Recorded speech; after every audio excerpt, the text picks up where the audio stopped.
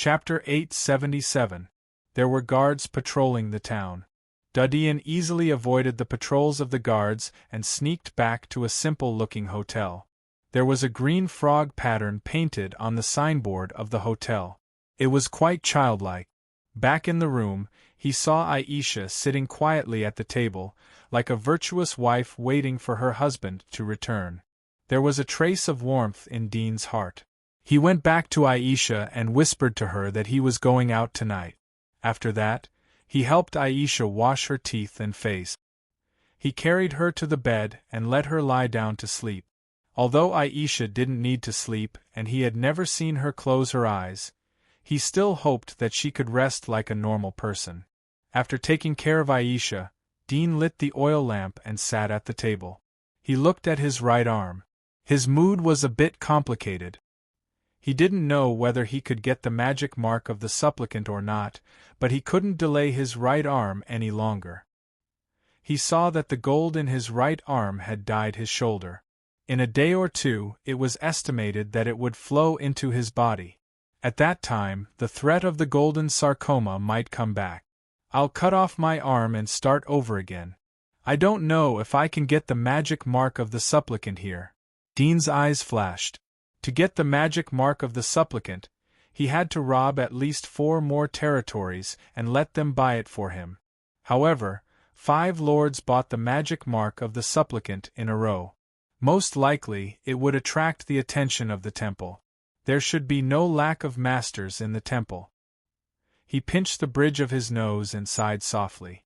In the end, he was still somewhat reluctant to cut off his right arm, but he could only do so. However, this small hotel was naturally not suitable for cutting off his arm. He was going to leave here at dawn. He had been in the wilderness for so long that he hadn't had a good rest for a long time. After thinking for a while, he washed his face and went to bed. This time he slept very well. He didn't need to hold the splitter. His heartstrings were tight. Dean woke up when it was almost noon. He stretched his body and felt that the fatigue of these days had been swept away. He got up and helped Aisha wash up. After putting on his clothes, he took Aisha downstairs to eat. "Boss, give me 10 black pepper bone steaks." Dean casually found a place to sit down and called out to the lady at the counter. The proprietress was a young woman in her mid-20s. She was wearing a light red headscarf and looked very capable. She glanced at Dean and saw that Dean and Aisha had ordered 10 steak. She was speechless. But the more Dean ordered, the more she would earn. There was no reason for her to refuse.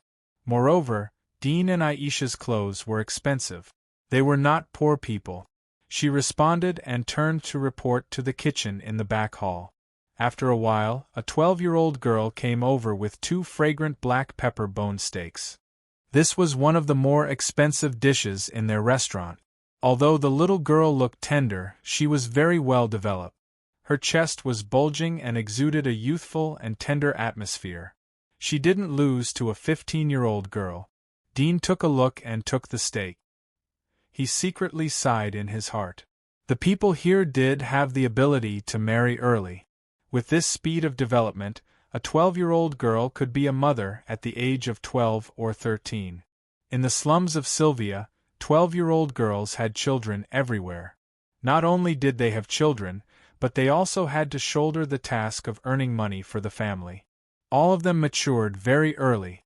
Unlike in the old era, what did 12-year-old children know? They could only cry piteously in front of their parents. When Dean finished eating 1 steak, he cut the other one and fed it to Aisha. This steak was only medium rare, so it was more nutritious. Aisha didn't reject it because there was blood in it. The little girl came over with 2 steaks. Her face was full of envy as she saw Dean's appearance. She smiled. "You and your wife are so loving." Dean faintly nodded. After feeding Aisha, he ate his own steak. When he was eating the 6th steak, several rough voices echoed. Dean felt that it was a bit harsh. He saw the door of the hotel was kicked open. 3 or 5 burly and muscular men came in. They were led by a man wearing a pointed helmet and armor. He arrogantly glanced at the hall. His eyes didn't stay on Dean's body. Finally, his eyes fell on the proprietress behind the counter. He sneered. "Proprietress, today's business is good. Is it time to pay the protection fee?" The proprietress's face changed as several people broke in. She quickly greeted them with a smile. "Brother Mimon, 2 days ago we said that we would pay at the end of the month. As you can see, our location is remote, so the business is not good. That's your business. How can you blame me if the business is not good?" The burly man's gaze swept across the lady boss's body, brazenly staring at her bulging chest. He sneered and said, "We've come here so many times that our feet are aching. We still haven't settled this debt with you. Today, even if you don't want to give it to us, you still have to. Otherwise, my brothers don't have a good temper. If they smash your little shop, I won't be able to stop them." The proprietress's face changed. "Brother Mimon, you can't go back on your words. We don't talk nonsense.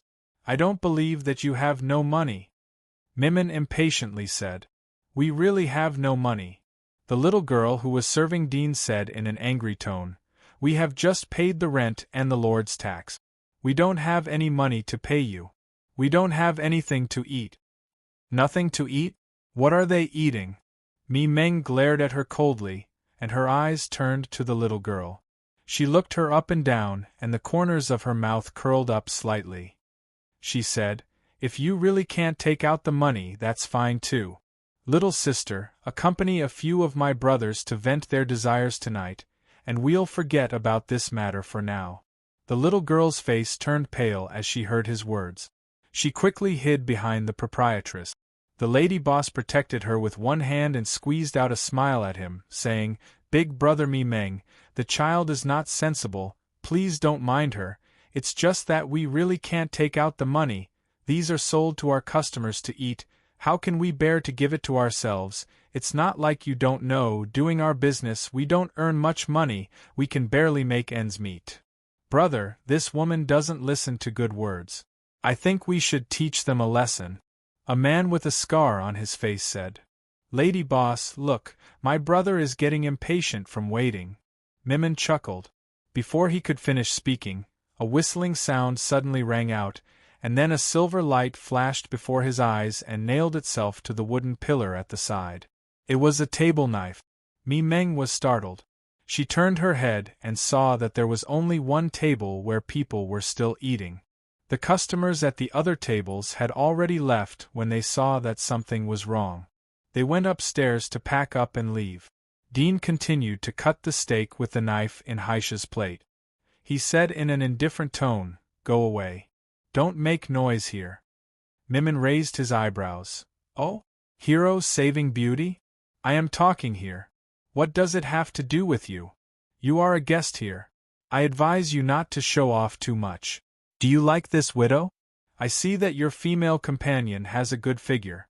Boy, don't eat from the bowl and look at the pot." Aisha was wearing a veil, so Mimon couldn't see her appearance. But her figure and temperament showed the image of a beauty. If Dean and Aisha weren't wearing good clothes, Mimon would have directly attacked them. Dean put the cut steak into his mouth. He gently chewed and swallowed. He sighed and turned to look at them. The sneer on Mimon's face suddenly disappeared when he saw Dean's eyes. He felt that the surrounding air seemed to be a few degrees colder. His face slightly changed. He was about to say something to support the situation, but he saw Dean raise his hand to stop him. Whoosh! His neck was cold and then hot. It was so hot that the pain was unbearable. Mimon stood motionless. He touched his nose and felt a warm liquid. He looked up and saw that it was blood. He was a little confused. He clearly saw Dean raise his hand to throw the knife, but at that moment, he couldn't see Dean's hand clearly. The speed of that moment was beyond his reaction, so he didn't even have time to prepare to dodge. Plop! A sound came from the side. Mimon felt his strength was taken away. He softly fell down. "Brother! Brother!" The other three exclaimed in horror. Some of them wanted to go to Mimon, but others looked at Dean in horror. They were ready to escape. "Get out! Dean whispered. Their hearts trembled. They had already clearly seen the injuries of me, Meng, and the other person. Their throats had been pierced, and the knife was still on the table beside them. The knife was already dyed red with blood. The three of them looked at Dean's indifferent expression and were scared. Although they were evil, but they didn't dare to openly kill people. Although they had connections and they could do things like collecting protection fees, but killing people was two different things. But Dean had killed two people, and it was killing two birds with one stone, killing two birds with one knife. The three of them hurriedly dragged me, Meng, and the other person's corpse out of the hotel. In the blink of an eye, they disappeared without a trace, leaving only a long trail of blood on the ground. The proprietress and the little girl were shocked. The change caught them off guard. They turned to look at Dean. At this moment in their eyes, the young man was more terrible than the few people who had left earlier. Proprietress, give me another set of tableware and 5 steaks. Dean glanced at the proprietress and said. The proprietress reacted and subconsciously ordered the little girl to get the tableware. She hesitated for a moment and slowly approached Dean. Thank you, no need to thank me. I didn't do it for you. I did it because they disturbed me. Dean indifferently said. He was speaking from the heart. He was already impatient when they came in and talked about the protection fee. He had just woken up and heard this kind of noise. If he didn't want to cause trouble, he would have killed all of them when they said the third sentence. But the other party seemed to be endless. His warning didn't work, so he simply didn't want to talk to them anymore. In his eyes, not to mention these hooligans, even if it was some honorable and famous people who provoked him, he would kill them. He was no longer the young man who would feel guilty when he killed someone. Now, to him, there was no difference between killing someone and beating someone up. If there was a difference, it was more convenient to kill someone. It was done once and for all, and he would not hear the screams of the people. The proprietress's heart trembled. She looked at Dean, who didn't want to comfort her. She felt that Dean was too dangerous. She only hoped that Dean would finish eating quickly and send away this god of plague. For her, it was not good for her if Dean killed those people. Instead, she might encounter bigger trouble. After all, these people died in her hotel. She only hoped that her hotel wouldn't be implicated in this. She only hoped that her hotel wouldn't be implicated. After saying a few words of thanks, the proprietress left Dean's side. She had seen Dean frowning impatiently. At this time, the little girl brought 2 plates of steak and a set of tableware. She secretly looked at Dean and whispered, "Big brother, thank you. But you will be in trouble if you kill them. Finish eating and leave quickly."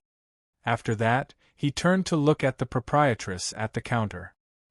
He was relieved to see that she was looking down at the accounts and didn't pay attention to him. Dean glanced at the little girl and thought for a moment, "You don't seem to be afraid of dead people." If it was an ordinary girl, no matter how fierce they were, there would be a kind of fear of the person who killed them. But this little girl actually dared to talk to him. Hearing Dean's words, the little girl's cheeks turned red. She whispered, "People often die outside. I'm used to it." Chapter 878. After leaving the hotel, Dean took Aisha to stroll around the town. He wanted to take advantage of this opportunity to buy a few sets of clothes for Aisha and himself. Although he could tolerate the dirt, but since there were conditions to pay attention to, he naturally had to focus on comfort. Wasn't it the same for people to live for the sake of comfort? After visiting several good tailor shops, Dean ordered a few sets of clothes. He would get them in a few days. "Big brother, do you want to buy flowers?" A tender voice came. It was a little girl holding flowers. Dean looked at Aisha and nodded. "How much for a bunch?" "1 copper coin." The little girl innocently looked at Dean with big watery eyes. Copper coins were the smallest unit, and were also counted as copper coins, silver coins, and gold coins here. However, the portrait engraved on the copper coins was different. Thus, Sylvia's coins would only be considered counterfeits here, and she would be arrested and sent to prison. Dean nodded and took out a light cyan copper coin from his money bag and gave it to her. He picked a purple flower from her hand. He had seen these flowers in the wilderness on the way here. Most of them were picked by the little girl or the people behind her. Although selling them for 1 copper coin was low, it was equivalent to free money. All he needed to do was to pay a little cheap labor. "Big brother, your girlfriend is so beautiful. Don't you want to buy a few more?" The little girl saw Dean's gentle voice, and a trace of cleverness flashed in her innocent eyes. Dean didn't pay attention to her promotion. He pinned the flowers on Aisha's temple and asked softly, "It's very beautiful. Do you like it?" Aisha was silent and didn't respond. Dean smiled, took her hand and walked away. The little girl was about to persuade him again. After all, most people would be embarrassed to refuse in front of their female companion. Moreover, looking at Dean's clothes, he didn't lack money. But before she could continue to persuade, Dean had already left. She sighed in her heart. There was a slight regret on her little face, but soon she cheered up and looked for a new target. At about 4 o'clock in the afternoon, Dean took Aisha to a relatively high-end restaurant for dinner. While eating, he looked at the sunset outside the window and said to Aisha, "Such a day is actually not bad." Aisha was silent. Dean looked at her. There was some regret in his heart. If Aisha was back to normal, then he could live with her in such a place. He would be carefree. In the dead of night, Dean brought Aisha to a private clinic. The clinic was dark and closed. Dean waited until no one was around and sneaked in with Aisha. They found some drugs and surgical tools in the clinic. He packed these things and went to the suburban wilderness outside the town. The bright moon hung high in the sky, illuminating the ground as if it was daytime. In the distance, they could faintly hear the howling of wolves, the low chirping of insects, and the croaking of frogs. Dean found a clean place to sit down and let Aisha guard next to him. He spread out the hemostatic gauze and other things. Dean couldn't help but sigh at the thought of cutting off his right arm. His eyes flashed with a trace of dignity. He raised his right arm and saw that the golden color of his arm had dyed the shoulder that was not frozen. He couldn't delay any longer. He took a deep breath and entered the demon body state. His left hand turned into a sickle, and several blade-like limbs on his back rose like a tail. Break! His mind moved, and all the blade-like limbs chopped toward the shoulder of his right arm. With a swoosh, some ice chips were cut off. The sharp blades bounced off. Dean looked at his right arm, which had some pain. There were only a few scratches on his frozen arm. It was not cut off. The degree of hardness was as strong as last time. Dean was slightly silent. There was no more fluke in his heart. He could only cut off the whole arm. He hesitated for a few seconds, and finally made up his mind. A blade-like limb quickly chopped out and pierced into his shoulder. Suddenly, blood gushed out. His flesh and blood formed a sharp contrast with his frozen right arm. It was easily torn in front of the blade-like limb. Dean couldn't help but clench his fist in pain. At this moment, the blade-like limb had already cut into his shoulder. He only needed a little more strength to completely cut off his right arm. Compared with the pain brought by his arm, he was more distressed. But things had already come to this point. No matter how reluctant he was, he had to cut it off. He gritted his teeth in his heart and was about to cut off. Suddenly, there was a numb feeling in his right arm, and then it seemed that something was pulled out from it. Dean couldn't help but look at it. His right arm was still the same. There was no change. The feeling just now seemed to be an illusion. He took a closer look and quickly realized that this was not an illusion. The numbness in his right arm came along with the feeling of being pulled away. That's right, in his right arm that had lost all feeling long ago, there was actually a feeling being transmitted again. Dean was startled. He looked at his right arm for a while, but still couldn't see where the abnormality was.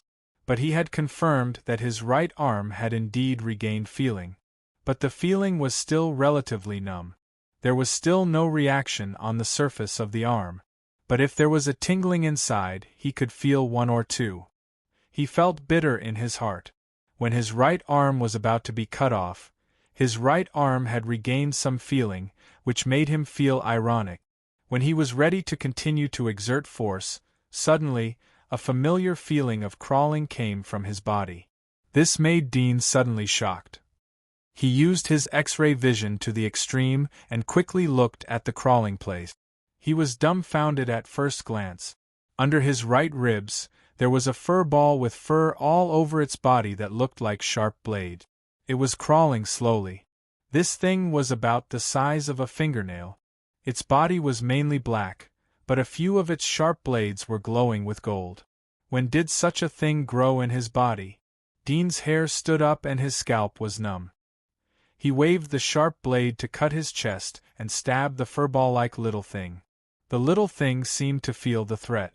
Its slow speed suddenly accelerated, which led to a lot of blood vessels and meridians along the way. Dean screamed in pain. He felt as if his chest was rubbed by a cactus. The burning pain made his body tremble. Sometimes willpower was one thing, but the body's response to the stimulation of pain was uncontrollable. Just like a person with high willpower wouldn't be indifferent to tickling. At most, they wouldn't be humiliated and abandon their dignity. The pain stopped Dean's blade chase. He was worried that the sharp blade would forcibly stab the little thing, which would tear his whole body. Chest cut. The pain didn't last long. Suddenly, a strange feeling came, which made Dean wake up from the unbearable pain. At this moment, the pain in his chest seemed to be reduced by several times. He couldn't help but look down. This time, he was stunned again. He saw that the monster had climbed into the devil's nest in his chest and curled up together. The protruding blade bristles on its body were like soft feathers wrapping around its body. It shrank into a ball and just occupied the whole devil's nest. Chapter 879. What's going on? Is this little thing a parasitic soul worm? Dean was stunned for a while before he recovered. He looked at the little thing on his chest. If it was a parasitic soul worm, he only had Splitter's parasitic soul worm in his body, but it had died long ago. Although Splitter's parasitic soul worm seemed to have resurrected when the golden sarcoma appeared last time and turned into a black slimy life form, the feeling it gave him still couldn't be regarded as a life form. But the blade-like furball on his chest was quite different from Splitter's parasitic soul worm in appearance. One was long while the other was round. The difference was too big. However, there were some similarities between the two, which were the extremely sharp spikes that could be seen with the naked eye. But, wasn't Splitter's parasitic soul worm swallowed by the golden sarcoma? Where did it come from? Thinking of the golden sarcoma, Dean recovered and hurriedly looked at his torn right arm. His face suddenly changed. He saw pale golden blood gushing out from the golden sarcoma on his right arm. In addition, there was also a touch of pale gold in the blood at the cut surface of his shoulder. He looked around his body and almost cursed out loud. He saw that everywhere that the blade-like furball crawled, there was a touch of pale gold flowing down. And this pale gold mixed with the blood and scattered to every part of his chest. But because it was scattered widely, the color was very light. If one didn't look carefully, it would be impossible to notice. Dean couldn't help but swing the sharp blade and cut a gully on the ground. His face was extremely ugly. The reason why he cut off his right arm in such a hurry was because he was worried that the golden sarcoma would spread to his body. He didn't expect that it would spread. He was furious. Looking at the sharp-edged fur ball on his chest, he felt more and more that it was a scourge. He had not noticed where this thing had come from, but the faint golden traces it had left behind where it had crawled was enough to prove that it had come from the golden sarcoma. Although he did not know how the golden sarcoma had given birth to such a thing, just its origin was extremely dangerous. The most annoying thing was that he felt that he was cheated by this golden sarcoma. This thing was clearly frozen by his right arm, but it unexpectedly bred something similar to a parasitic soul worm without a sound, and even let it burrow into his body without him knowing. He had been using his X-ray vision to check on his right arm from time to time, but he didn't notice anything strange. Until now, he didn't know if the sharp blade furball had already crawled out of the golden sarcoma and was hiding in his body, or if it had crawled into his body when he cut off his right arm. However, no matter what it was, he wasn't in the mood to find out. Putting aside the problem of the furball, he had no idea how to deal with the golden substance that had dispersed into his blood. If it was said that he could think of a way to remove the golden sarcomas that had gathered before, but now that they were scattered throughout his body, how was he supposed to get rid of them all? If I don't clean it up, will this thing reproduce? Will it grow stronger day by day? At this moment, even Dean himself felt that he was already a dead man. His body was invaded by an unknown thing, but he couldn't resist. This feeling made him sullen and helpless. Even when he faced a strong enemy in the past, he had never been so tangled and depressed. Even if the enemy was several times stronger than him, he could still run away, and if he couldn't run away, he could still hide. It was okay to endure for a while, but now that the crisis had invaded his body, there was no way to hide, and there was no way to solve it. He could only wait, the kind of waiting for death. He thought of all the difficulties he had faced in the past, and all the people he had defeated, but now he was defeated by an unknown little thing. This made him feel a little funny. However, it was not that there were no similar examples in history, and he felt even more bitter in his heart. There were famous generals with outstanding military exploits, but they fell to their deaths while riding a horse, and there were profiteers who were rich enough to rival a country, but they contracted an incurable disease. Was this fate? Dean was so pessimistic not without reason. The feeling of the golden sarcoma rushing into his brain was still fresh in his memory. It was as if his consciousness was going to be taken away. Even after 10 or 100 years, he wouldn't forget it. Now that the golden sarcoma had divided and returned to his body again, perhaps it would grow stronger again and invade his brain again. At that time, he wouldn't have the energy to resist it all the time. Moreover, it was very difficult to resist this kind of thing.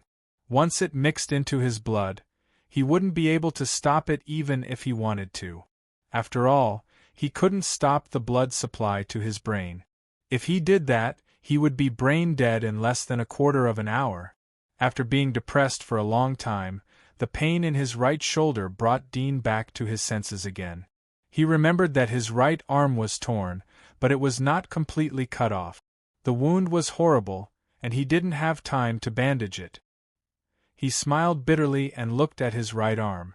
The corner of his mouth twitched. Finally, he took back the sharp blade that was stabbed inside, held his right arm back, and smeared the healing medicine on the wound. Then, he used the gauze from the small clinic to bandage it. At this point, it was meaningless to continue to cut off his right arm. Previously, he could isolate the golden sarcoma by cutting off his right arm. Now that the golden sarcoma had entered his body, and the unknown little thing was also there, if he could take his life, it would be enough. However, he left his right arm, not because he was giving up on treatment, but because he thought of another possibility, or a glimmer of hope. The frozen part of the right arm can freeze the golden sarcoma. Wait for the golden sarcoma to gather again and want to invade my brain, then I can count on the frozen part to block it. Dean held a glimmer of hope in his heart. If the frozen part extended to his neck, even if the golden sarcoma in his body gathered again, it would be able to block it from invading his brain. But in this way, he would inevitably have to absorb the cold crystal again. Absorbing the cold crystal alone was not a problem, but now he was not afraid of the infected, but the splitter. At first, the infected could directly absorb the cold crystal to strengthen his physique, but the result was that the infected couldn't digest the side effects of the cold crystal 100%, which led to his right arm being frozen and almost crippled. Now there was no need to harmonize the infected's magic mark. If he directly absorbed the cold crystal, then most likely it would be a big problem. But if the magic mark was replaced by the infected's magic mark, not to mention that the physique would be weakened by a lot. Moreover, whether the infected's magic mark was in the giant wall or not was another matter. Dean had a headache thinking of these problems. He applied the healing medicine to the wound on his right shoulder and looked at his chest. The little thing was curled up inside, but it was very peaceful.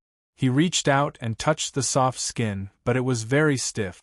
The little thing was poked a few times, but there was no response. Dean was thinking for a long time, but there was still no result.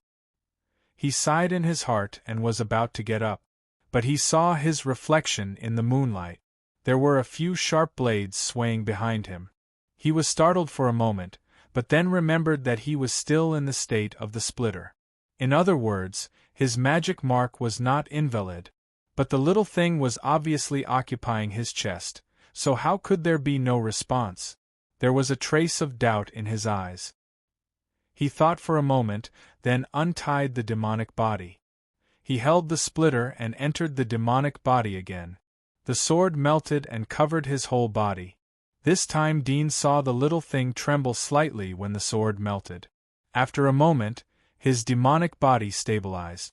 Dean looked down and found that there was not much change in his body. Through the reflection of the moonlight, he could see that the shape of his back was the same as before. While he was in doubt, the sharp blades on his back fell to the ground next to him. Dean's face suddenly changed. He saw the front and edge of the blades had a touch of pale gold. The golden substance spread to the demonic body so fast.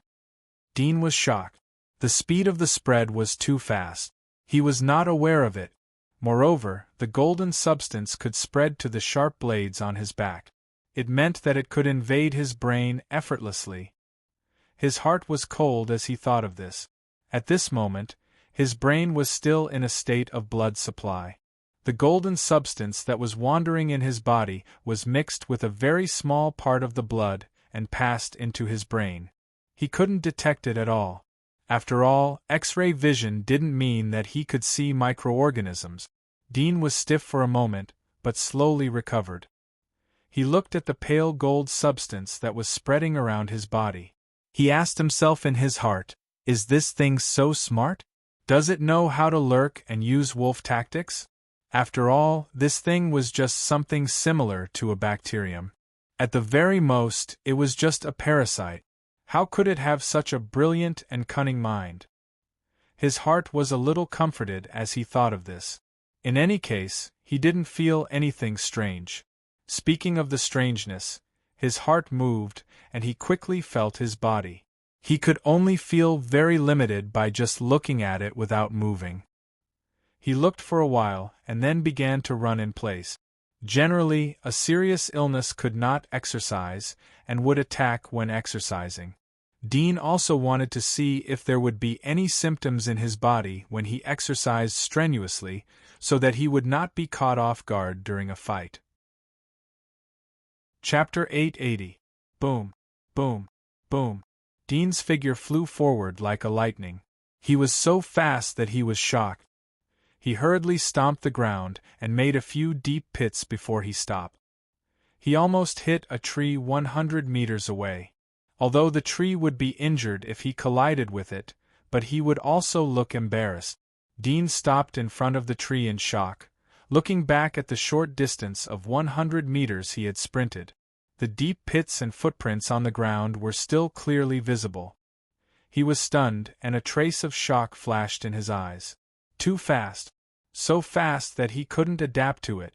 He had thought of several possibilities. Although he was ready to exercise, he didn't think about using his full strength.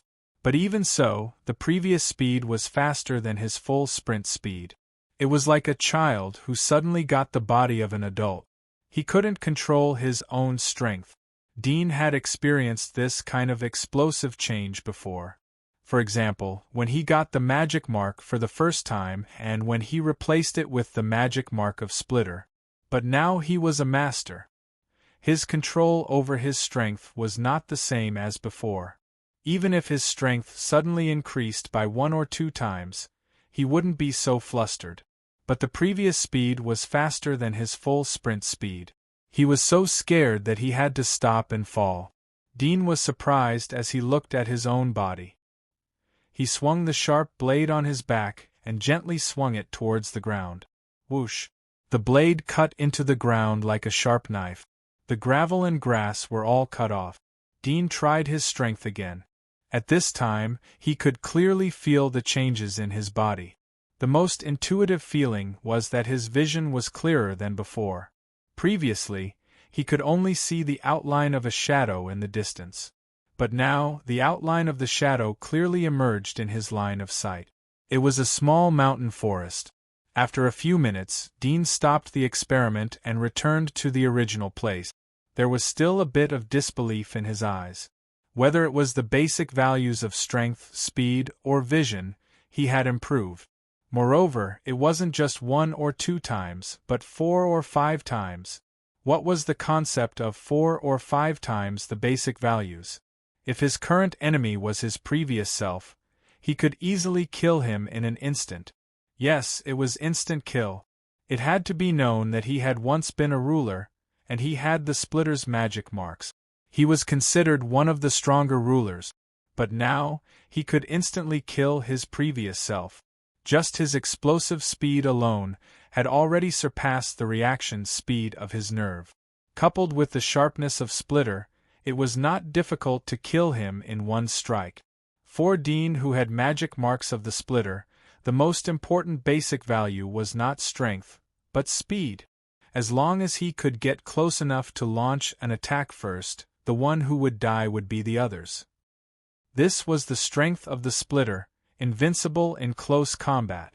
Unless the enemy's defensive ability was extremely terrifying and could block the attack of the Splitter, or the enemy's reaction speed was faster than him, then the drawbacks of the Splitter would be revealed.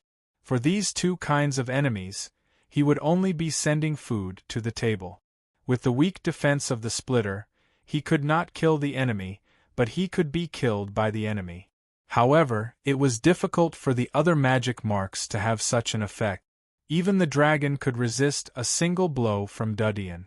But if Dudian attacked the weak points such as the head, throat, eye socket, etc., then he would be able to kill it in one blow. But it would require a faster reaction speed than the opponent so that the opponent wouldn't be able to dodge.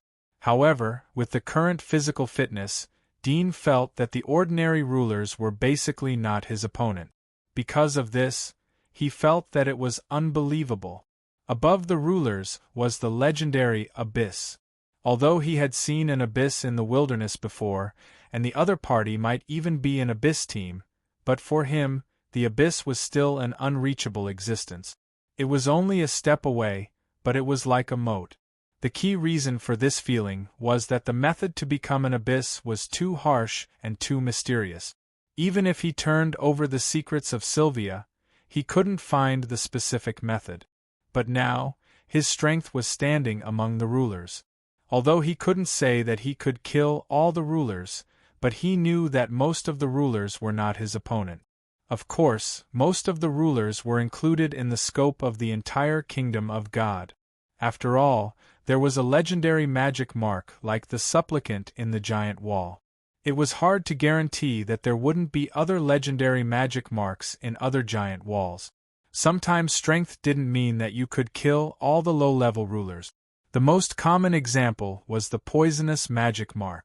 If it was an extremely rare poisonous magic mark, then even the rulers could poison the abyss to death. At the end of the day, although there was a hierarchy, there was no absolute hierarchy. It was like the nobles and the civilians. No one could guarantee that the nobles wouldn't one day ask the civilians for help. But the probability was very low. Dean didn't know whether he was now an abyss or not. His understanding of the abyss was too little. Even Sylvia didn't have many records. After all, there was an abyss there. Aristotle wouldn't record his physical condition in a small book. If he wanted to know more, he had to go to a wider world. However, he felt that even if he wasn't an abyss, he wasn't much worse than the general abyss. In addition to the improvement of the basic values, Dean regretted that he didn't extend any new abilities. Although his perspective had been strengthened, but it was only strengthened. There was no other ability. Because of this, he couldn't be sure whether he had stepped into the abyss or not. Speaking of which, compared to before, I have strengthened a lot in all aspects. The sharpness of the blade has also increased. Dean slowly put away the blade on his back. He looked at Furball, who was curled up in the devil's nest. This little thing was like a golden hedgehog. He knew that the enhancement of his physique was inseparable from this little thing. He even suspected that this little thing was the original magic mark of Splitter. However, it wasn't swallowed by the golden sarcoma. Instead, it had absorbed energy from the sarcoma and evolved. Dean's face was a bit complicated as he thought of this. The improvement of strength was a good thing. He urgently needed strength. Once he found the kingdom of God, he didn't know how many masters he would have to face. He estimated that the abyss would be as common as the rulers there. After all, even the Lord of the Abyss like Aristotle had to travel thousands of miles to reach the kingdom of God. Moreover, Dean didn't believe that it would be difficult to cultivate dozens of abyss with the resources that the kingdom of God had accumulated for hundreds of years. It was important to know that human had a strong ability to reproduce and create. There wasn't any technology from the old era in Sylvia, but it didn't mean that there wasn't any in the kingdom of God. Although the catastrophe had slaughtered almost all humans, but the traces left by humans weren't so easy to completely erase. If the kingdom of God had the intention to use the technology from the old era, then it wouldn't be a problem to develop better than the old era in just 300 years. According to Dean, the monsters in the abyss would be a small problem if he had the technology from the old era to assist him. It must be known that the strongest period of mankind could shake the entire earth. Because of this, strength was extremely important to Dean. However, this time the increase in strength was a bit unclear. He couldn't tell whether the little thing in his chest would bring harm to him or not. His heart was a bit tangled. Dean was too lazy to care about it after thinking for a long time. There were enough problems in his body, so he wasn't in a hurry to deal with this one. After all, it was hard for him to refuse the temptation of improving his physique by 4 or 5 times. Dean felt a lot more relaxed after thinking about it. He packed up his things and took Aisha back to the town. Chapter 881. Candles were lit on the first floor of the hotel. From the window, Dean saw the proprietress sleeping soundly at the counter. The rest of the tenants were asleep in their respective rooms upstairs. The reason why the proprietress slept in the living room downstairs was not for the business at night, but because she was afraid that the tenants would not be able to find her when they woke up in the middle of the night. Dean knocked on the door. The proprietress woke up in a daze and muttered, "Who is it? It's not open at night." "It's me." "Open the door," Dean whispered. When the proprietress heard Dean's voice, she felt it was familiar. She quickly remembered and suddenly woke up completely. Her face changed. She didn't expect Dean, the evil star, to come back. Wasn't he looking for trouble for her? After hesitating for a moment, she suddenly realized that the door would not be able to stop Dean. She hurriedly opened the door and saw Dean standing outside. She immediately smiled and said, "It turns out to be Benefactor. It's so late. What's the matter?" Dean saw that she was unwilling to let him in and knew what she was worried about. He lightly said, "Since you are my benefactor, is it convenient for you to stay for one night?" The proprietress complained in her heart, but she did not dare to refuse. Although Dean was polite, it was the middle of the night. If she did not let Dean stay, he would most likely be seen by the patrolling guards. If there was any trouble, she would have to blame it on her head. She could only open the door and invite Dean in. "Give me a room and prepare something to eat." Dean took out 2 silver coins from his purse and flicked them to her. The proprietress took the silver coins and smiled bitterly in her heart. For the first time, she felt that the silver coins were hot. But it was better to have money than to have no money. She accepted the silver coins and led Dean to the guest room upstairs with a smile. Then she brought him hot water and snacks. Dean washed up with hot water, ate the snacks, and rested with Haisha. He slept soundly until the sun shone in through the window. Dean woke up and felt a little hot. After washing up, he went downstairs with Haisha for breakfast. But it was almost noon, and there were guests coming in to eat. The little girl who greeted Dean yesterday was surprised to see him in the store again. She whispered to the proprietress. The proprietress glared at her and told her to take care of Dean and send him away as soon as possible. Yesterday, Dean killed 2 people here. She did not want him to come to her door again and use her small hotel as a fighting arena. Dean ate and drank, enjoying this rare leisurely time. Not long after, there was a rush of footsteps outside the door, and at the same time, there was a whisper. But the distance was too far, so other people in the shop could not hear it, but Dean frowned when he heard it, but soon returned to normal. A little trouble, for him, was not even a trouble. At most a few more lives would be added to his hands. He had poisoned hundreds of thousands of people in the inner wall when he was in Sylvia.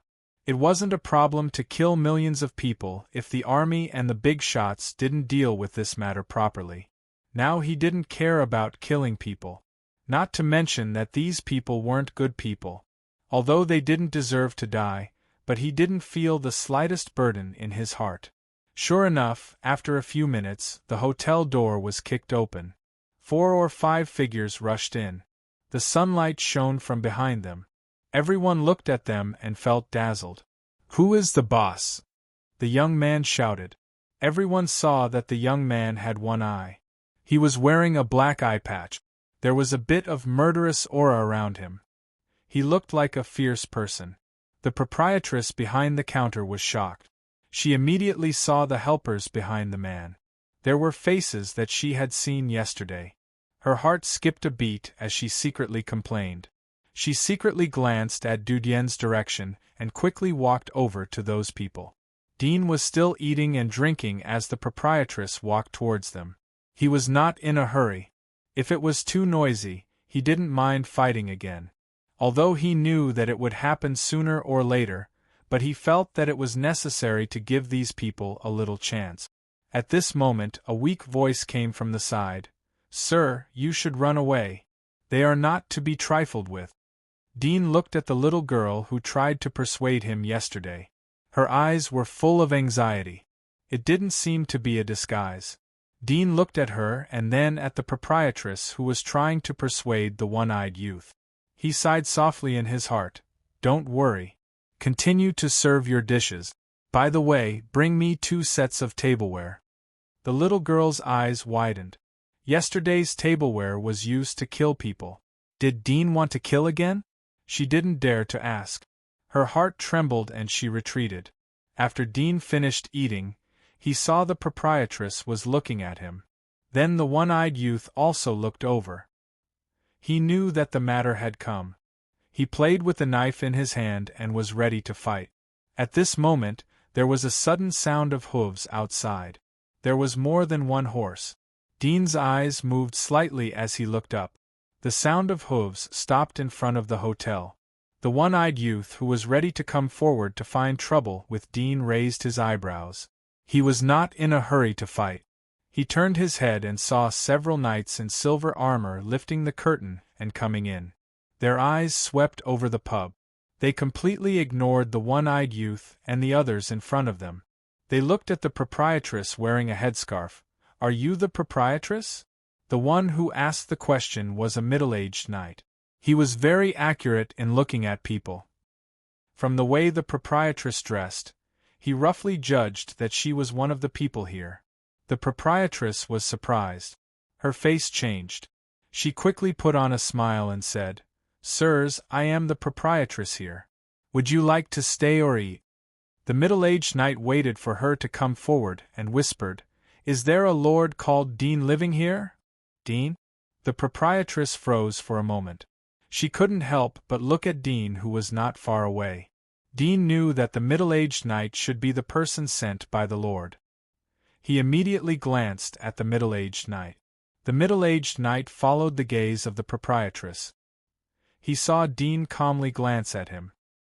He immediately understood that Dean was most likely the lord he was looking for. He quickly stepped forward and said, "Excuse me, are you Lord Dean?" Dean nodded slightly. "Is the lord looking for me?" The middle-aged knight's attitude was more respectful. "Yes, sir. The lord asked me to bring a letter to you. He said that there is a banquet being held in the capital. He asked if sir would like to go together." "Banquet? King's capital?" Dean's eyes slightly moved. He immediately knew what the lord meant. If the lord wanted to go to the king's capital to attend the banquet, he was worried that Dean would run away. Therefore, he specially invited Dean. However, he could not rule out the possibility that the banquet was fake, and that the trap was real, waiting for him to walk right into it. However, the possibility of this was quite low. He felt that this lord would not dare to take the risk when he knew his identity and strength. He thought for a moment and asked, "When will we leave?" "The lord will leave tomorrow," the middle-aged knight replied. Dean nodded. "All right, I'll go back and talk to him." The middle-aged knight's attitude became more humble as he saw Dean was so indifferent. "Sir, if there is nothing else, then we will leave first." Dean nodded. The eyes of the people in the hotel gathered on Dean after the middle-aged knight and the others left, especially the one-eyed youth. He slightly opened his mouth as he swallowed his saliva. He felt his limbs were numb and his body was cold. When the middle-aged knight first appeared, he recognized the horsetail crest on the knight's chest. It belonged to Lord Lothar's knights. He was so frightened that he did not dare to move. After all, his profession was not very honorable, and he relied on the protection of the big shots above him. He thought that these people were here to arrest him, but in the end they went straight for the young man he was looking for. The conversation between the middle-aged knight and Dean was heard by all the people in the hotel. Lord Lothian actually invited Dean to the banquet in the capital. What kind of honor was this? What was Dean's identity? Chapter 882. Dean didn't sit for long after the middle-aged knight left. He finished the meal and went out with Aisha. One-eyed youth saw that Dean was about to leave, so he bowed and said, "Elder, I have offended you before, I don't know, get out of here." Dean frowned. One-eyed youth was scared and quickly retreated. Dean went straight out with Aisha. One-eyed youth's face changed as he looked at Dean's back. He didn't know if Dean would mention him when he went to meet the Lord. If he was mentioned, then he would be completely dead. Even the Lord above him wouldn't be able to save him. However, he thought that the middle-aged knight could have dealt with him when he was here. Dean didn't mention this matter, so most likely he wouldn't go to the Lord to complain. He was a little relieved as he thought of this point. He immediately ordered his men to leave in a hurry. He didn't dare to appear here again. Dean called a carriage. "Go to the Lord's manor." The coachman froze for a moment as he heard Dean's words. He looked at Dean and saw that he was extraordinary. His face immediately showed respect as he carefully pulled Dean to Lothian's manor. Dean threw a silver coin to the coachman after getting off the carriage. He didn't wait for the change and went directly to the manor. A middle-aged man in a black tuxedo was standing in front of the manor. He was wearing glasses on his left eye and white gloves on his hand. He looked like a butler. His eyes lit up as he saw Dean get off the carriage. "Are you Mr. Dean?" Dean nodded. "His lordship has been waiting for you for a long time. He especially asked me to wait here for your arrival." The middle-aged butler was full of smiles. Dean nodded slightly. "Lead the way." The butler saw that Dean didn't like to talk much, so he didn't say anything more so as not to annoy Dean. He turned around and led the way through the gate, through the gravel path into the manor, bypassing several small ponds in the manor.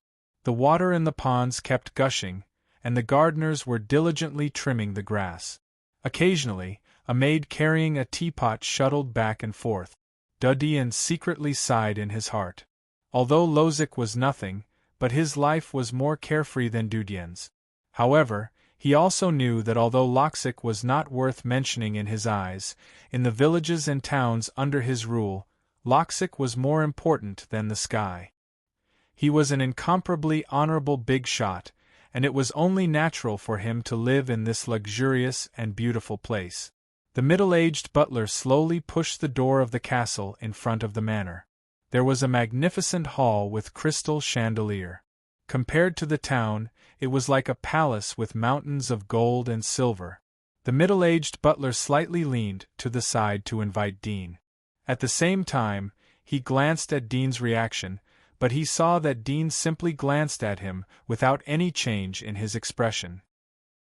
He was secretly surprised and vaguely understood why the master would let him, a dignified housekeeper, wait for an unknown young man in front of the gate.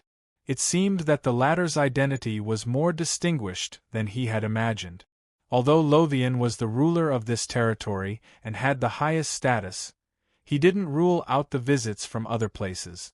The middle-aged butler had received a lot of visitors. He couldn't help but speculate about Dean's identity. Did he come from the capital? Dean naturally didn't know what the butler was thinking. He was too lazy to guess. Rozic was just a small figure in his eyes. Dean bluntly asked, "Where is Rozic?" The middle-aged butler's eyes narrowed as he saw Dean call out Lozic's name, but he didn't dare to reprimand Dean. He carefully said, "Mr. Dean, please wait a moment. I'll call someone to inform the Lord." Then he led Dean to the reception table in the hall. Dean casually sat down and said to the middle-aged butler, "Tell him not to let me wait too long." The middle-aged butler quickly replied, "Yes, yes." But he was in awe. He immediately turned to call someone. Dean grabbed the fresh and delicious fruits on the table. He wiped them and ate them. The fruits were washed and there were little water stains on them. They were tempting like dewdrops. He was too lazy to be polite with Lothian. A woman's voice came from the stairs. "Who is this person? Why doesn't he have any etiquette?" The sound of high-heeled shoes came over. Dean heard the sound of high-heeled shoes. He turned to look at the feet. It was a pair of bright red high-heeled shoes. They were almost no different from those of the old era. There was a strange thought in his mind. The technology that dominated the planet had been annihilated. But women's high-heeled shoes hadn't withdrawn from the stage of history. He withdrew his eyes after a glance. But the owner was angry. She shouted, "Where are you looking at? Do you have any manners?" Dean looked up and saw that it was a girl in her early 20s. She was very beautiful and exquisitely dressed. She was wearing a noble dress, quite elegant, but her face was full of anger. Dean didn't think about other women as long as Aisha was by his side. He had even seen the impeccable face of Aragami. At most he was amazed, but he didn't have any improper thoughts. He continued to eat his fruit. "I'll look wherever I want. My eyes are on my face. What can you do about it?" "You!" The girl didn't expect Dean to say such rogue words.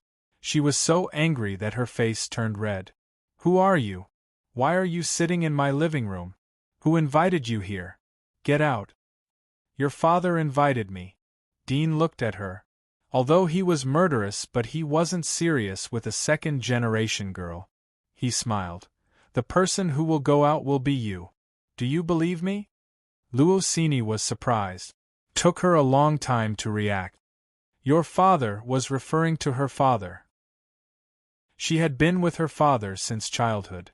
She studied piano and read books every day. She occasionally met with her father's friends. She had never heard such vulgar words. But since ancient times it was easy to understand dirty words. She stared at him. "This is my house. Do you dare to ask me to go out? How can my father invite a person like you to his house?" Dean was about to say something to annoy the girl. He found that he liked the feeling of annoyance. But he stopped and continued to eat his fruit. Luosini saw that Dean didn't say anything. She wanted to say a few more words when she heard a dignified middle-aged voice. "Sini, what are you doing here?" Luosini turned around and saw that it was her father, Rozic. She quickly went forward and said, "Father, I was just about to go out for a walk when I saw this man in our living room. His feet were on the table, and the mud on his boots were on the table. I wanted to go up and warn him, but he said he was a guest you invited. Father, how could you invite such a person to our house? This man is a scoundrel." Lozic's face changed when he saw Luosini scolding Dean. He slapped Luosini's face and scolded, "Get out!" Luosini covered her face and stared at him blankly. She was completely dumbfounded. Ever since she was a child, Razik had never even raised his voice at her, let alone slapping her. She even wondered if this man in front of her was really her father. The middle-aged housekeeper at the side was also shocked. He didn't expect the old master to value an outsider so much that he would actually hit his most beloved daughter. He hurriedly stepped forward and said, "Old master, please be angry. Miss was just confused for a moment." "Shut up!" Razik scolded. The butler didn't dare to speak again. Dean slightly frowned as he didn't expect Razik to have such a big reaction. But he knew that Razik was afraid that he would get angry and directly kill Luosini. Dean didn't have such a plan. He didn't care about Luosini at all. Moreover, he didn't think that Luosini was a bad person. Although Razik was scolding him, but he didn't think that Luosini was a bad person. That's why he wanted to annoy the simple little girl. If it was another noble with a sense of superiority, he would have directly told her to get out. "Are you playing in front of me?" Dean glanced at Razik with some dissatisfaction. Razik was stunned for a moment before he hurriedly said, "Mr. Dean, you misunderstood. This is all my fault." Dean raised his hand to interrupt Razik. "Okay, let the others go out. Let's talk." Razik was relieved to see that Dean didn't go deep into the matter. He immediately asked the butler to take Luosini away. The butler thought that Dean was just Razik's guest, but looking at the current situation, it was obvious that Razik was afraid of Dean. His heart trembled. He didn't know who this young man was, so he quickly pulled Luosini away. Luosini came back to her senses. At this time, even if she didn't understand the world, she could see the clues. She didn't expect that this person, who was almost the same age as her, could make her father so afraid. She gritted her teeth slightly and left with the butler. When she went out of the door, she thought of what Dean said before, and her heart was filled with shame and anger. "Okay, now everyone has left. Mr. Dean, please calm down." Razik quickly poured a cup of tea for Dean. Dean took his legs off the table. A lot of sand was sprinkled on the delicate table. If it was someone else, Razik would have been angry. But it was Dean in front of him. Even if the table was broken, he could only cheer. He didn't dare to show his displeasure. At this moment, he just smiled and asked Dean, "Mr. Dean, do you know about the banquet? Are you willing to go? Did you invite me to the banquet to introduce me to some big fat sheep for me to slaughter?" Dean looked at him and said playfully. A trace of embarrassment flashed in Razik's eyes, but his smile didn't diminish. He said, "Mr. Dean, you must be joking. The soul worm you want will be delivered to you in 15 days. I always keep my words." Dean didn't pursue Razik's thoughts anymore. Now that his strength had greatly increased, even if there were traps in the king's city, he was not afraid. Moreover, a lord with only 3 pioneers could not set up any traps that could kill a dominator. Otherwise, those who competed with Razik for the territory would be the first to suffer. The reason why he came to negotiate was indeed to attend the banquet. Now that the crisis in his body had been temporarily resolved, he wasn't in a hurry to get the parasitic soul worm. Although the parasitic soul worm was very rare, and its comprehensive ability was more comprehensive than the splitters, it had an extremely strong survival ability and an extremely strong attack ability. However, if he wanted to replace the devil mark, his strength would be greatly reduced in a short period of time. It would take at least half a year for him to adapt to the devil mark's attack method. Moreover, if he only obtained 1 supplicant parasitic soul worm, it wouldn't be of much use to him unless he obtained 5 and deified them. Only then would he be able to recover his sovereign rank strength. However, obtaining 5 supplicant parasitic soul worms would take a lot of time. He couldn't just kidnap 5 lords in one go and buy supplicant soul worms for him. The reason why he attended the banquet was that since he had come to the giant wall, he was not in a hurry to travel. It might be beneficial for his future development in the kingdom of God if he had a deeper understanding of the place. Secondly, he felt that there was a big difference between the giant wall and Sylvia. Even the number 1 legendary parasitic soul worm was for sale. It should not be lack of money, but it showed that there was no shortage of legendary magic marks here. In the case that there was no shortage of magic marks, the number of strong people here was much more than in Sylvia. It could be seen that there were 3 pioneers as guards for a single lord. In the case of a large number of pioneers, the number of dominators would naturally be higher. There might even be more than 1 abyssal walker above the dominator level. Maybe he could inquire about the way to advance to the abyss from here. Let me ask you, who is the strongest person here? How is his strength? Dean asked Rozek. Rozek was stunned and could not help but glance at Dean. He didn't dare to lie, so he immediately told the truth. Chapter 883. 3 Abyss, and one of them is a wall lord. The abyss here is still called Abyss. It seems that this should be the unified official name of all the giant wall. Dean had considered that there would be more powerhouses here than in Sylvia, but he didn't expect that there would be so many Abyss Lords. There were 3 Abyss Lords in one giant wall, and this was only on the surface. Who knew if there were 1 or 2 Abyss Lords hiding in the dark? However, he had expected that Sylvia wouldn't be able to reach this wall. Although he was surprised, he didn't panic. After all, he was in the dark. Even the 3 Abyss Lords might not know of his existence. Moreover, he had seen Asians with the same skin and hair color as him. So his bloodline wasn't special here. Even if the Abyss saw him, they wouldn't know that he came from outside the giant wall. In addition, his physical strength had improved last night. His fear of the Abyss wasn't as strong as before. Instead, he had a feeling of eagerness to try.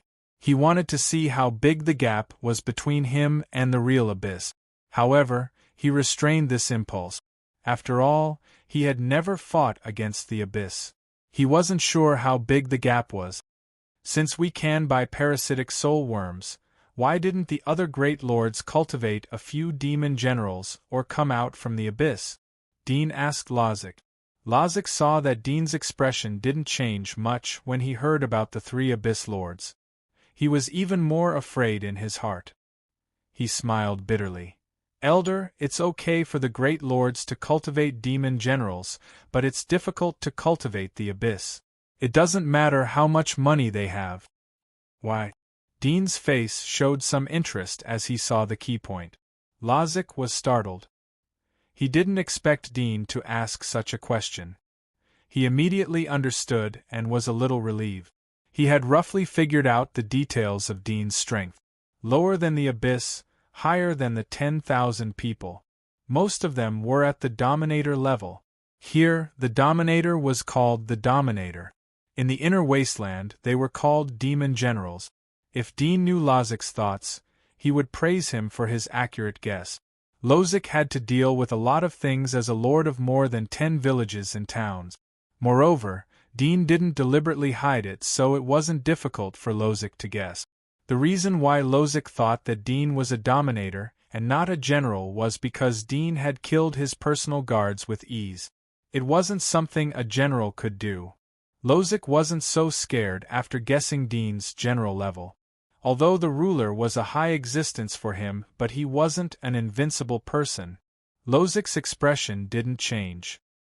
He quickly responded, "My lord, if you want to become an abyss, you must get the ice worm.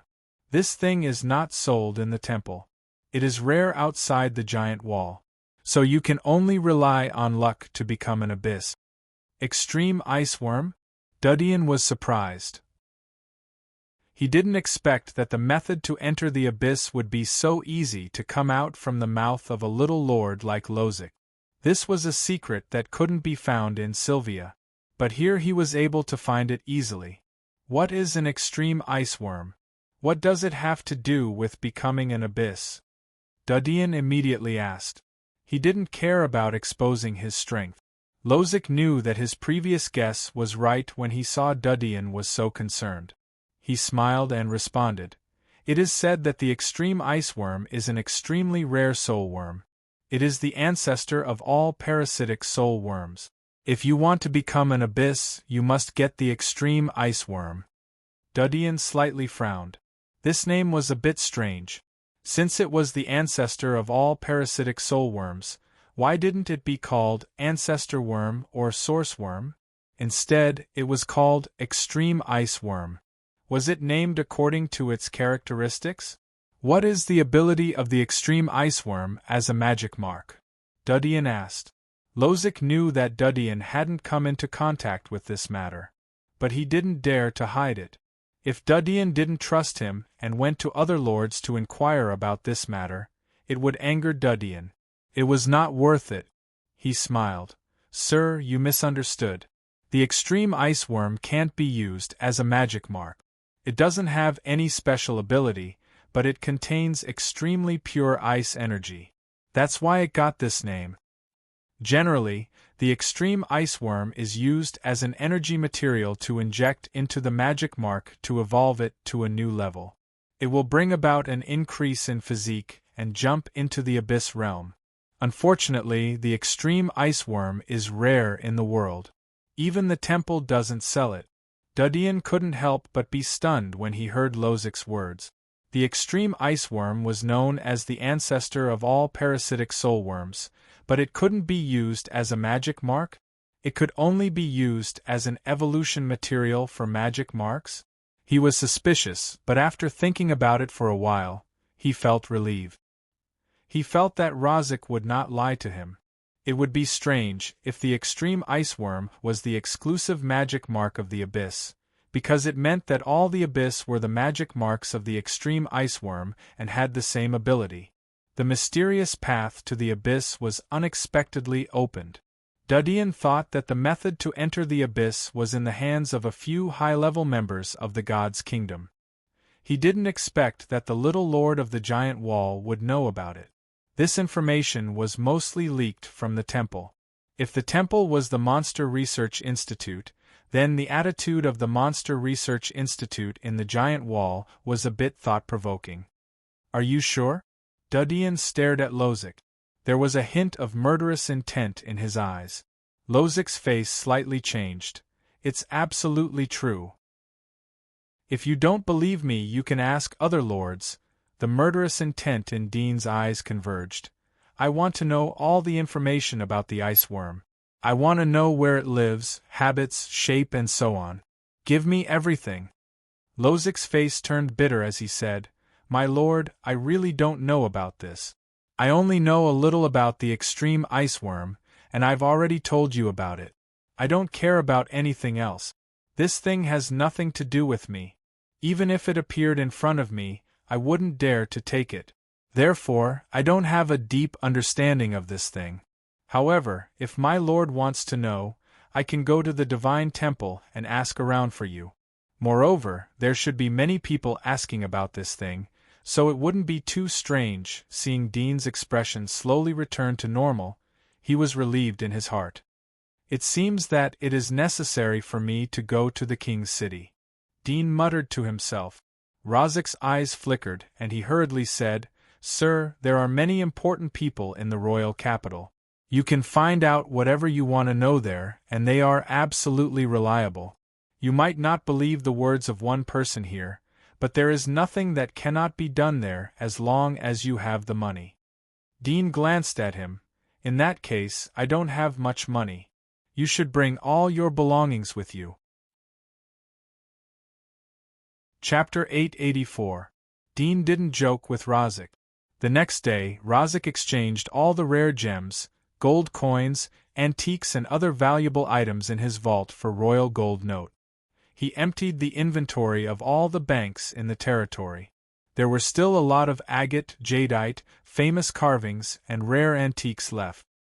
He packed them into the carriage and prepared to haul them to the king's city. Of course, Lozic was reluctant to part with the wealth that he had accumulated over the years. But he didn't expect that Dean would directly dismantle his small vault and check his account book. If it wasn't for the fact that he didn't have a lot of inventory in his territory, then Dean would have sold his manor as collateral. They set off early the next morning. Dean and Rozic were sitting in the same carriage. One was frowning while the other was calm. They were leisurely leaning against the window, enjoying the scenery along the way. Dean talked to Aisha from time to time about the scenery outside. Aisha didn't say much and remained silent. This strange situation naturally attracted Rozic's attention, but he didn't ask much. Dean controlled the heat in his body to the level of a pioneer. Not too high nor too low. If it was too low, it would be more eye-catching if he followed Rozic with his identity. This time, he would act as Rozic's personal guard in the banquet. "Are there many lords invited to the banquet?" "Sir, there should be 40 or 50. But I don't know how many will come." "Why are there so many lords invited?" "This is a banquet hosted by the Rose Lord. It is said that there are important things to discuss." "I'm not sure either. We will know when we get there." Dean chatted with Rozic from time to time and asked about the situation in the king's city. In the blink of an eye, a day passed. They set off in the morning and arrived at the king's city at sunset. They stayed in the carriage for the whole day. They passed through 4 or 5 territories on the way, but Rozic showed his identity so the road was unimpeded. They even had lunch in one of the territories. Dean gradually understood that although the lords competed with each other for resources and territories, but some of them cooperated with each other and traded with each other. Many of them formed alliances to resist the other lords. The 5 territories that they passed through today belonged to the lords that had formed an alliance with Lozic. Lozic was only a member of the alliance but not the leader. It would only take 2 or 3 hours to go straight from Rozic's territory to the king's city. But today they had to bypass the hostile lords' territories, so they wasted a lot of time. Dean didn't have an in-depth understanding of the situation between the lords. Looking at the towering wall in front of him, he was surprised by the king's city. The height of the wall was 200 or 300 meters, which was equivalent to more than half of the height of the Sai wall. In his impression, besides the giant wall, this was the tallest wall he had ever seen. If it was an ordinary person, he would be more shocked when he looked up at it. Dean retracted his eyes and looked at the convoy slowly entering the capital. There was a trace of dignity in his heart. "Elder, the banquet will be held at the Taylor Hotel tomorrow night. How about we rent a nearby hotel and rest for tonight?" Rozic seemed to relax a lot after entering the king's city. He was not as tense as before. Dean looked at the dim sky outside and pondered for a moment. There is still some time. Let the butler lead the team to find a good hotel. "Take me to the temple." He had asked on the way and knew that the temple would close at 8:30 in the evening. It was still early. Rozic didn't expect Dean to be so impatient. He smiled. "Elder, isn't this a bit too urgent? How about we go tomorrow?" "Now," Dean flatly said. Rozic sighed in his heart as he saw that he couldn't change Dean's mind. "All right, I'll tell the butler." After a moment, Rozic didn't forget to tell the butler, "If you see them, say hello to them for me. Tell them that I have something to do." The butler complied. Dudian knew that they referred to the other lords. In fact, they were slightly stronger than Lozic. That's why Lozic didn't want to neglect them. Rozic ordered the coachman to leave the convoy and go to the temple. After entering the king's city, Dean felt as if he was in the king's city of Sylvia. The streets were clean, the shops were lively, and there were a large number of tourists. But the style of the two cities was very different. Passers-by's clothing patterns were not seen in Sylvia. Secondly, he often saw bards on the roadside surrounded by a lot of spectators. There were also some musicians playing musical instruments on the street. Such a situation could be seen on every street. From time to time, he could hear one or two melodies floating into the car. In addition to these, the style of the buildings on the roadside was somewhat different from Sylvia. The walls were mainly gold and looked extremely luxurious. However, the walls in Sylvia were mainly black and dark red. The two giant walls were roughly the same but had different cultures. Rozek suddenly said as Dean was lost in thought, "Elder, we have arrived at the temple." Dean recovered and turned his head. There were dozens of steps on the other side of the street. There was a golden wall behind the step. There were two incomparably beautiful angels outside the temple. The outline of their cheeks was very perfect. Dean looked at them and an idea popped into his mind. Were the angel sculptures imitating the origami? Dean took Aisha out of the carriage as he saw Rozek invite them. He sighed in relief. "I didn't expect the temple to be so close to the city gate." Rozek laughed. "Elder, there are several temples in the king's city. This is a branch of the temple. But if Elder wants to inquire about the news, you can get it from here." Dean nodded and went up the stairs with Rozek. There were 2 or 3 people coming up from the other end of the stairs.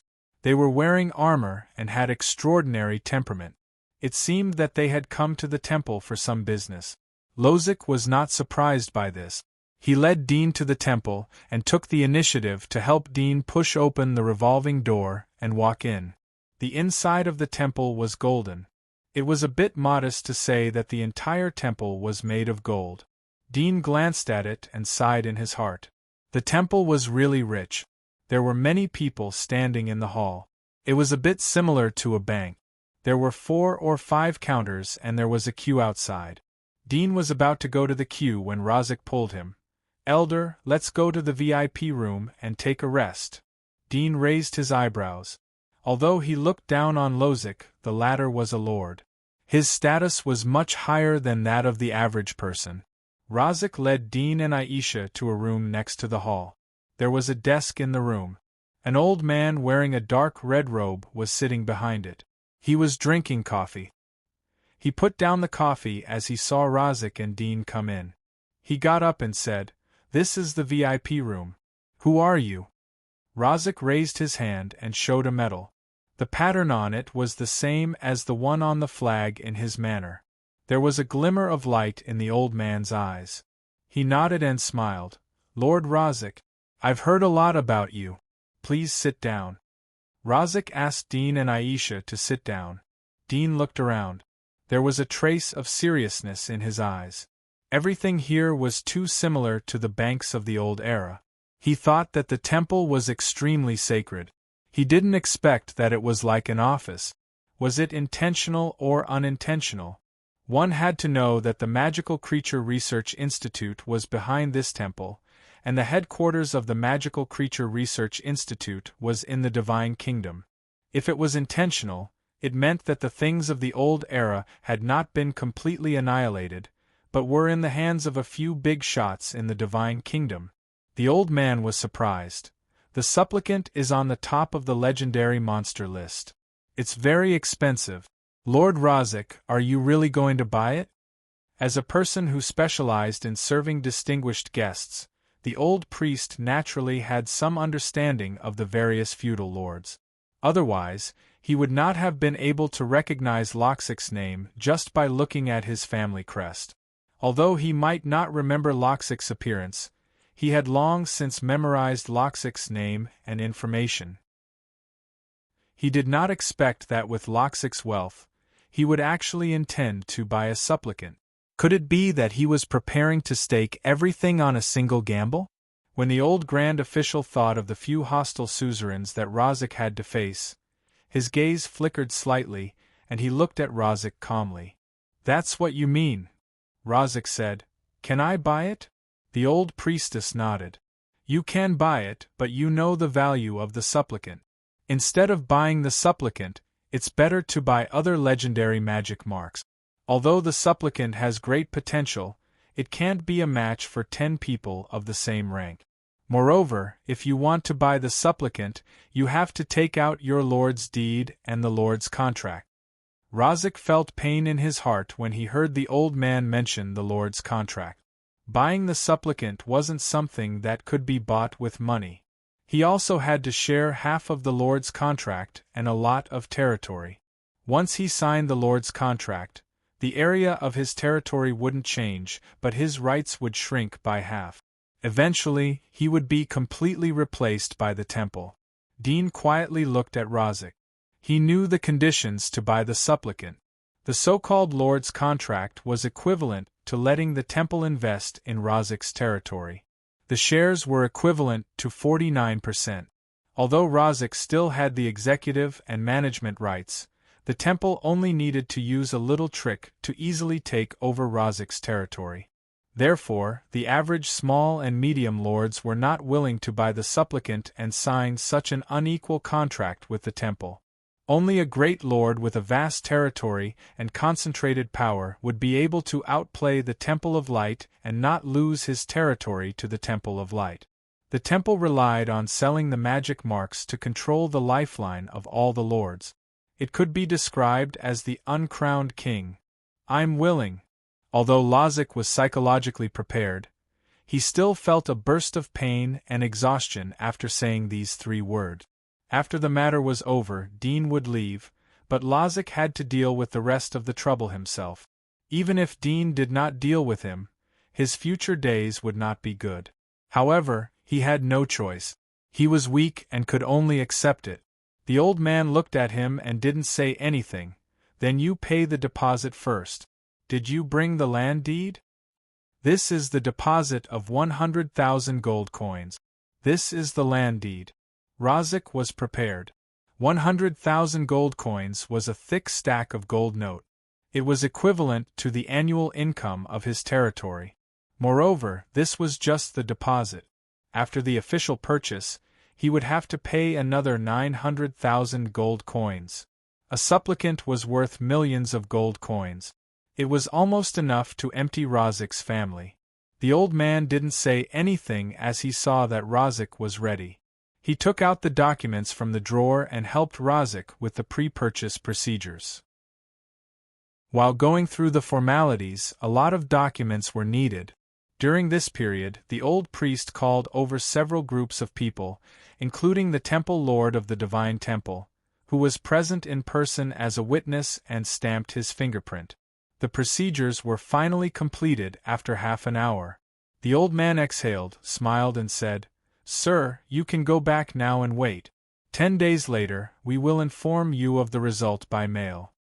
Razak squeezed out a smile. He put away the documents and turned to Dean. "Let's go." Dean was sitting next to Razak. He said, "Don't forget about the ice worm." Compared to the purchase of the supplicant, he was more concerned about the ice worm. From Lozik's description, he had a guess in his heart.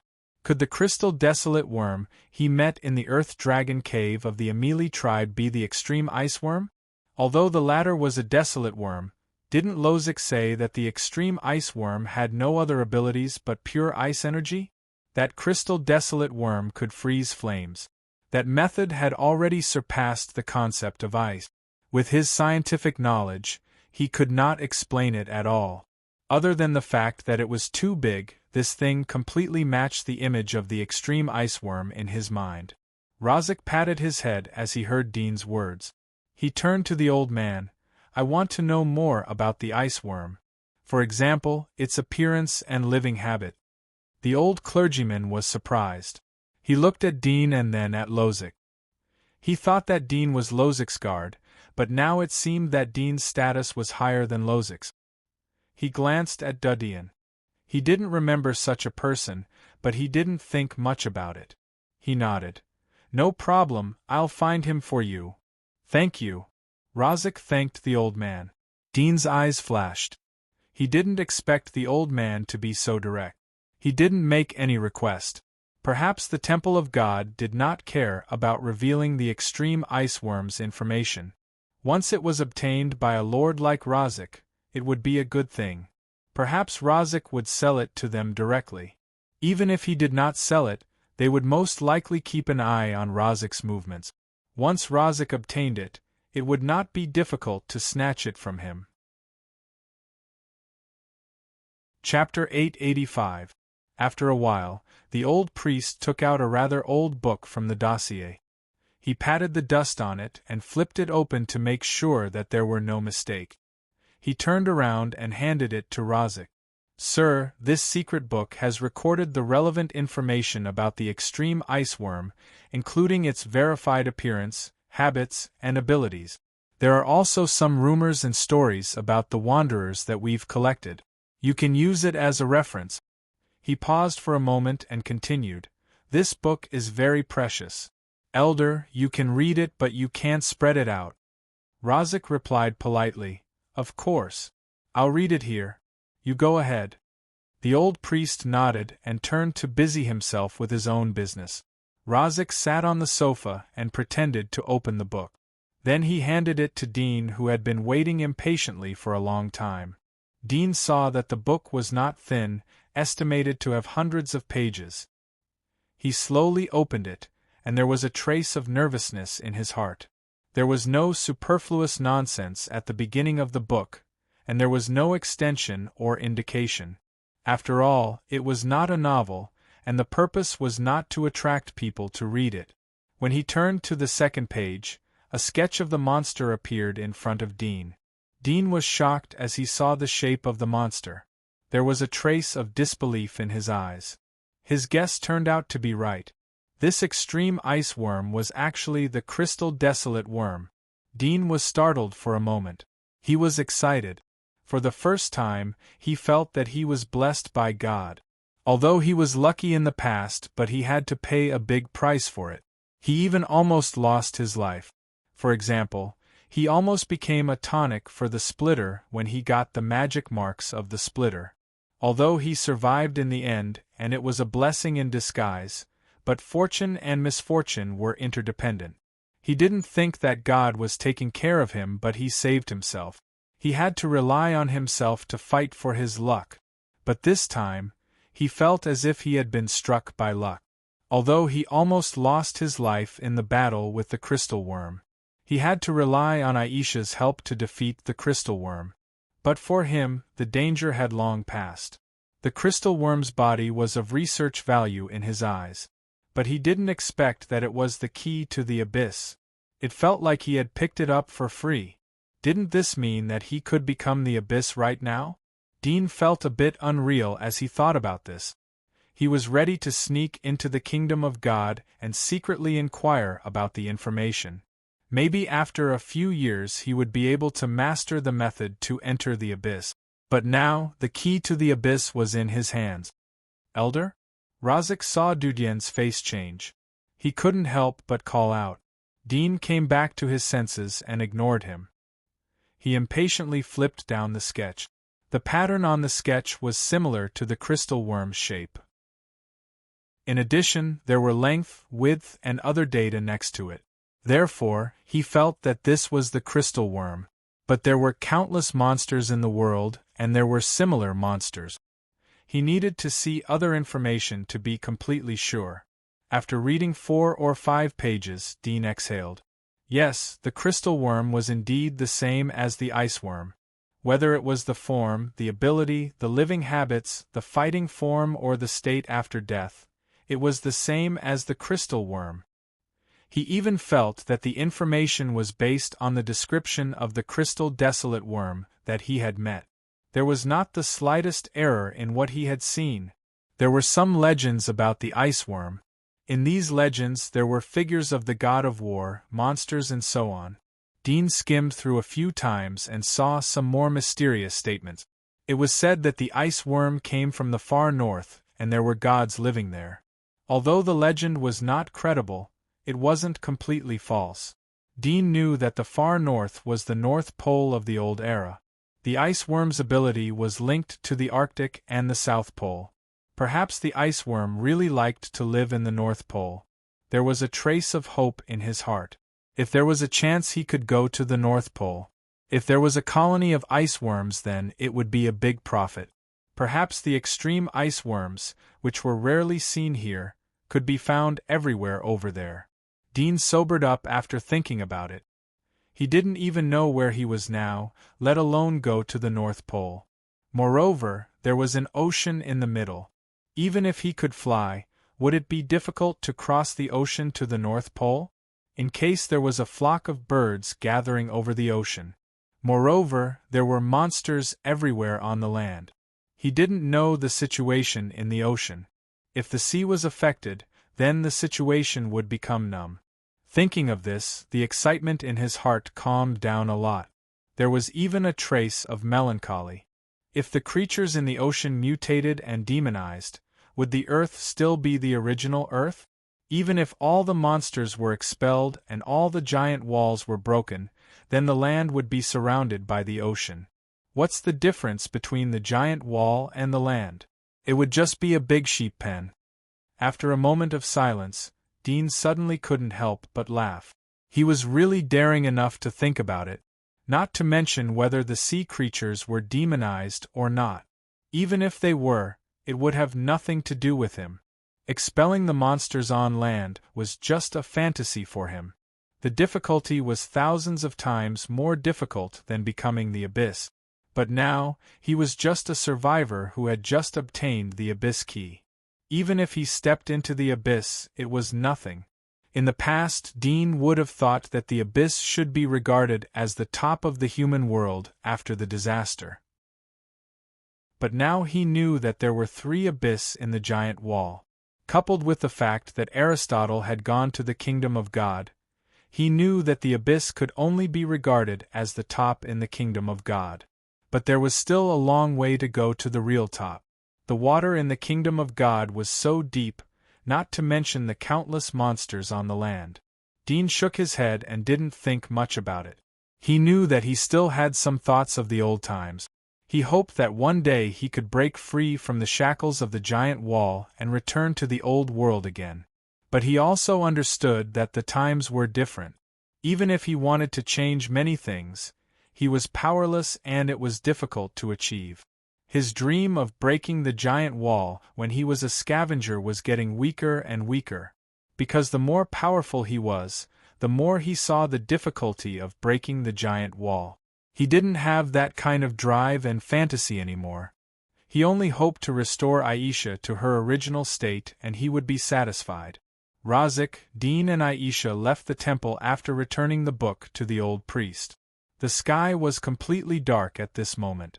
The street was very lively, especially the area near the temple which was surrounded by several large shops. It could be said that it was one of the busiest streets in the vicinity. Roshick and Dean returned to the hotel. "Give me some money. I plan to go around in the next few days." On the way back to the hotel, Dudian bluntly asked Razik for money as if it was a matter of course. Roshick's mouth twitched, but he thought that it was good for Dean to leave him for a while. It was better than being stared at by Dean. After hesitating for a moment, he took out a stack of gold notes from his pocket and gave it to Dean. "I only have these with me. The rest is the deposit from the supplicant." Dean knew that Roshick wasn't lying. He took the gold notes and put them in his pocket without looking at them. Then he looked at the scenery on the street as if nothing had happened. Lozic felt bitter in his heart. He felt that he was out of luck. He didn't get any benefits from helping Dean this time. Instead, he might go bankrupt or even be annexed by other lords. Most people wouldn't accept this kind of deal. But Roshick had no choice because he didn't even have the qualification to fight with Dean. Now that he knew that the ice worm was a crystal desolate worm, Dean didn't have any expectations for the supplicant's magic mark. For him, it was dispensable. If he got it, it would only be used as an energy source to inject into the blade parasitic soul worm in his chest. He felt that this thing should be the splitter's parasitic soul worm. After all, his current body was still the splitter, which was enough to explain everything. Now he just wanted to leave this place as soon as possible and find a place to absorb the ice worm to evolve into the abyss. The method to absorb the ice worm was also recorded in the book. Dean only needed to prepare some auxiliary prop. It wasn't difficult. Soon, they arrived at the hotel. Rosehick and Dean got off together. When they entered the hotel, Rosehick was about to send Dean back to his room. Several people were chatting with each other. One of them seemed to recognize Rosehick and immediately called out, "Lord Rosehick." Rosehick looked up and was a little surprised. "Old Luo? You are also here? You also received the invitation?" The middle-aged man called Old Luo quickly understood and smiled. "Long time no see. Come to my room tonight and chat for a while?" Rosehick glanced at Dean, who was next to him. Dean didn't intend to pay attention to Rosehick's private communication. "You go ahead. I'm a little tired." Rosehick immediately nodded to Old Luo and smiled. "Then let's go to your room tonight." Old Luo and the people next to him looked at Dean in surprise. Old Luo knew Rosehick's identity. Although the people next to him didn't know Rosehick, they knew what kind of person Rosehick was when Old Luo called him Lord. However, it seemed that Rosehick was in awe of Dean. They couldn't help but look at Dean a few more times. They secretly tried to figure out Dean's identity in their hearts. However, they were high-ranking people. Although they were paying attention in their hearts, they smiled on the surface and didn't show it. Dean didn't let Rosehick accompany him. He went upstairs with Aisha. When Dean went upstairs, Old Luo and Rosehick immediately chatted with each other. They inadvertently mentioned Dean, but Rosehick didn't know what they were thinking. He just ignored it. Although he wanted to tell the other lords that Dean was an invader from outside the giant wall and that he was being held hostage by him, he didn't dare to say it openly. Not to mention that Dean was here. Although he wasn't a pioneer, he knew the abilities of pioneers. In addition to amazing strength, pioneers had their own special skills. With Dean's strength, it was easy for him to hear the conversation within a radius of 3 miles. It was true. However, Dean didn't pay too much attention to Rosehick after he came to his room. He felt that he wouldn't dare to expose his identity. It was tantamount to courting death. Dean and Aisha sat in front of the window and enjoyed the night view outside. This hotel was very high. The distant and close-up view outside was very beautiful. The lights were brilliant. Such a beautiful night view showed that this hotel was of a very high grade. Dean talked to Aisha about the interesting things outside while thinking about what to do after absorbing the ice worm. Once he became an abyss, he would be able to continue his journey. There was no difference whether he wanted the supplicant or not. If it was used as a supplement, the supplicant would be no different from the other weaker legendary parasitic soul worms. They would all be at the same level. As he thought about it, the night was getting darker. Dean was also sleepy. He carried Aisha to the soft big bed and hugged each other to sleep. In the middle of the night, Dean was awakened by a whisper. The voice wasn't loud, but it was somewhat loud in his ears. Plus, he had slept very comfortably after entering the giant wall these days, so he wasn't particularly sleepy. Dean tried to discern the source of the whisper. He found that the whisper came from a room on the 2nd or 3rd floor. He also heard Rosehick's voice. It was Rosehick's voice that woke him up. He thought that Rosehick had come to wake him up. Dean frowned slightly when he thought of the person who greeted Rosehick. He took out his pocket watch and looked at the time.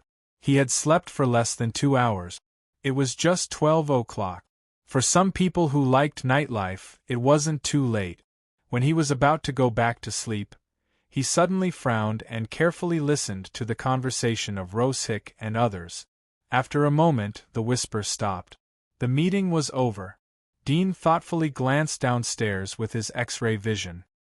His eyes passed through several rooms, only to find that some people were asleep and some were awake. They were doing indescribable things with their female companions. There were guards waiting by the windows in several rooms, all of whom were at the level of pioneers. In the room where Rosehick was talking, 4 or 5 people dispersed and went out one after another. Dean withdrew his gaze and recalled their conversation. The purpose of the banquet? Is it related to the abyss? During the conversation, Old Luo and 2 other people who had a good relationship with Rosehick guessed the purpose of this banquet. One of them said that it seemed to be related to the abyss and needed a lot of money and manpower, so they were summoned. Dean thought for a moment, and suddenly an idea came to his mind. Although these people deliberately lowered their voices, the people who lived here were guarded by pioneers. If someone wanted to eavesdrop on their conversation, it was not difficult. Could it be that the person who spread the news about the abyss deliberately said so? If it was intentional, what was the purpose? Dean frowned slightly and thought for a moment. In the end, he still couldn't think of any reason. He didn't think anymore and closed his eyes to sleep. Dean left the hotel at dawn with Aisha. He didn't say goodbye to Rosik, but when he went out, he bumped into Rashik's daughter, Losini. Dean didn't expect the little girl to get up so early. He glanced at her and didn't say anything. Chapter 886. After leaving the hotel, Dean called a carriage and prepared to go out of the city. Dean smoothly passed the interrogation of the guards with the proof of identity given by Lozic and a stack of gold note. After leaving the capital, he took Aisha to the suburbs of the wilderness. Along the way, they encountered a lot of wolves, tigers, leopards, snakes, and strange insects. Fortunately, these things were nothing to Dean. After more than 3 hours of travel, he found the cave where the package was originally hidden. There was a 6 or 7 meters long python entrenched in the cave. There were traces of fighting at the entrance of the cave, as well as the bloody bones of the beast. Looking at the python, there were not only 2 fangs in its mouth, but a mouth full of dense teeth. At first glance, it was obvious that it did not simply swallow the prey whole into its belly to digest. Dean stepped into the cave. When the python pounced from the dark, he raised his hand and swung the splitter on the python's head. The python's head tilted, and it hit the rock wall and fainted. Dean did not pay attention to it. He went to the depths of the cave, dug the soil, took out the backpack, and left the cave. He found a more spacious and comfortable place in the mountain forest, leaning against a small waterfall and a pool. He sat on a rock and quickly opened the backpack. He glanced at the bottom of the backpack and picked up the sealed jar of crystal worm. Using his X-ray vision, he saw that it was full of dark silver mucus. Dean's eyes were dignified. He used the splitter to lift the lid of the jar and saw that it was full of silver mucus. It seemed to be solidified, but it also seemed to be flowing. Dean was already prepared. His figure flashed and disappeared from the place. After a moment, he came back like a gust of wind. In his hand was a tiger that was 3 or 4 meters long. The tiger was held by Dean like a big cat. It struggled and roared, but no matter how it twisted its head, it couldn't bite Dean. Dean threw the slightly mutated tiger next to the jar. The tiger's fiery red hair stood up, and it glared at Dean. It was ready to pounce, but it did not directly rush toward Dean. Its simple thinking told it that the human in front of it was very dangerous. When it growled and tried to scare Dean away, a sudden change occurred. The dark silver mucus in the jar beside the red-haired tiger's feet suddenly leaped up like poisonous snakes and wrapped around the tiger's hind legs that were closest to it. This sudden change alarmed the tiger. It roared angrily and wanted to jump away, but its retreat was already entangled. Soon, the silver mucus spread all over its body, drilling into its fur. Dean's pupils shrank as he saw this scene. Although he expected that this thing was not completely dead, but he did not expect that it could survive after staying in the tank without oxygen for so long. Was this a living creature? This was beyond the scope of living things, wasn't it? Dean immediately used his X-ray vision to observe. He was shocked to see the mercury mucus drilling into the red-haired tiger's body.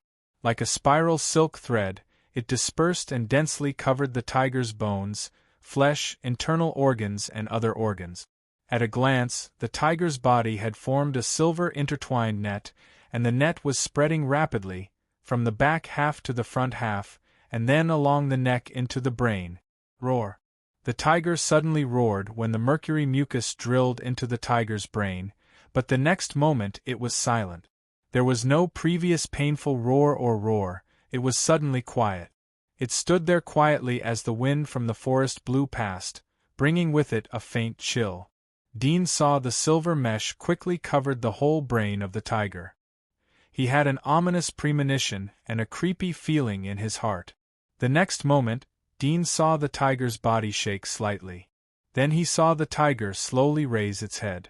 The original amber eyes were now a bit bloodshot. It looked a bit strange. Still not giving up? Dean saw the tiger's eyes and slightly frowned. Roar. The next moment, the tiger suddenly rushed over. Its speed was as fast as lightning. It was like a red flame passing in front of Dean's eyes.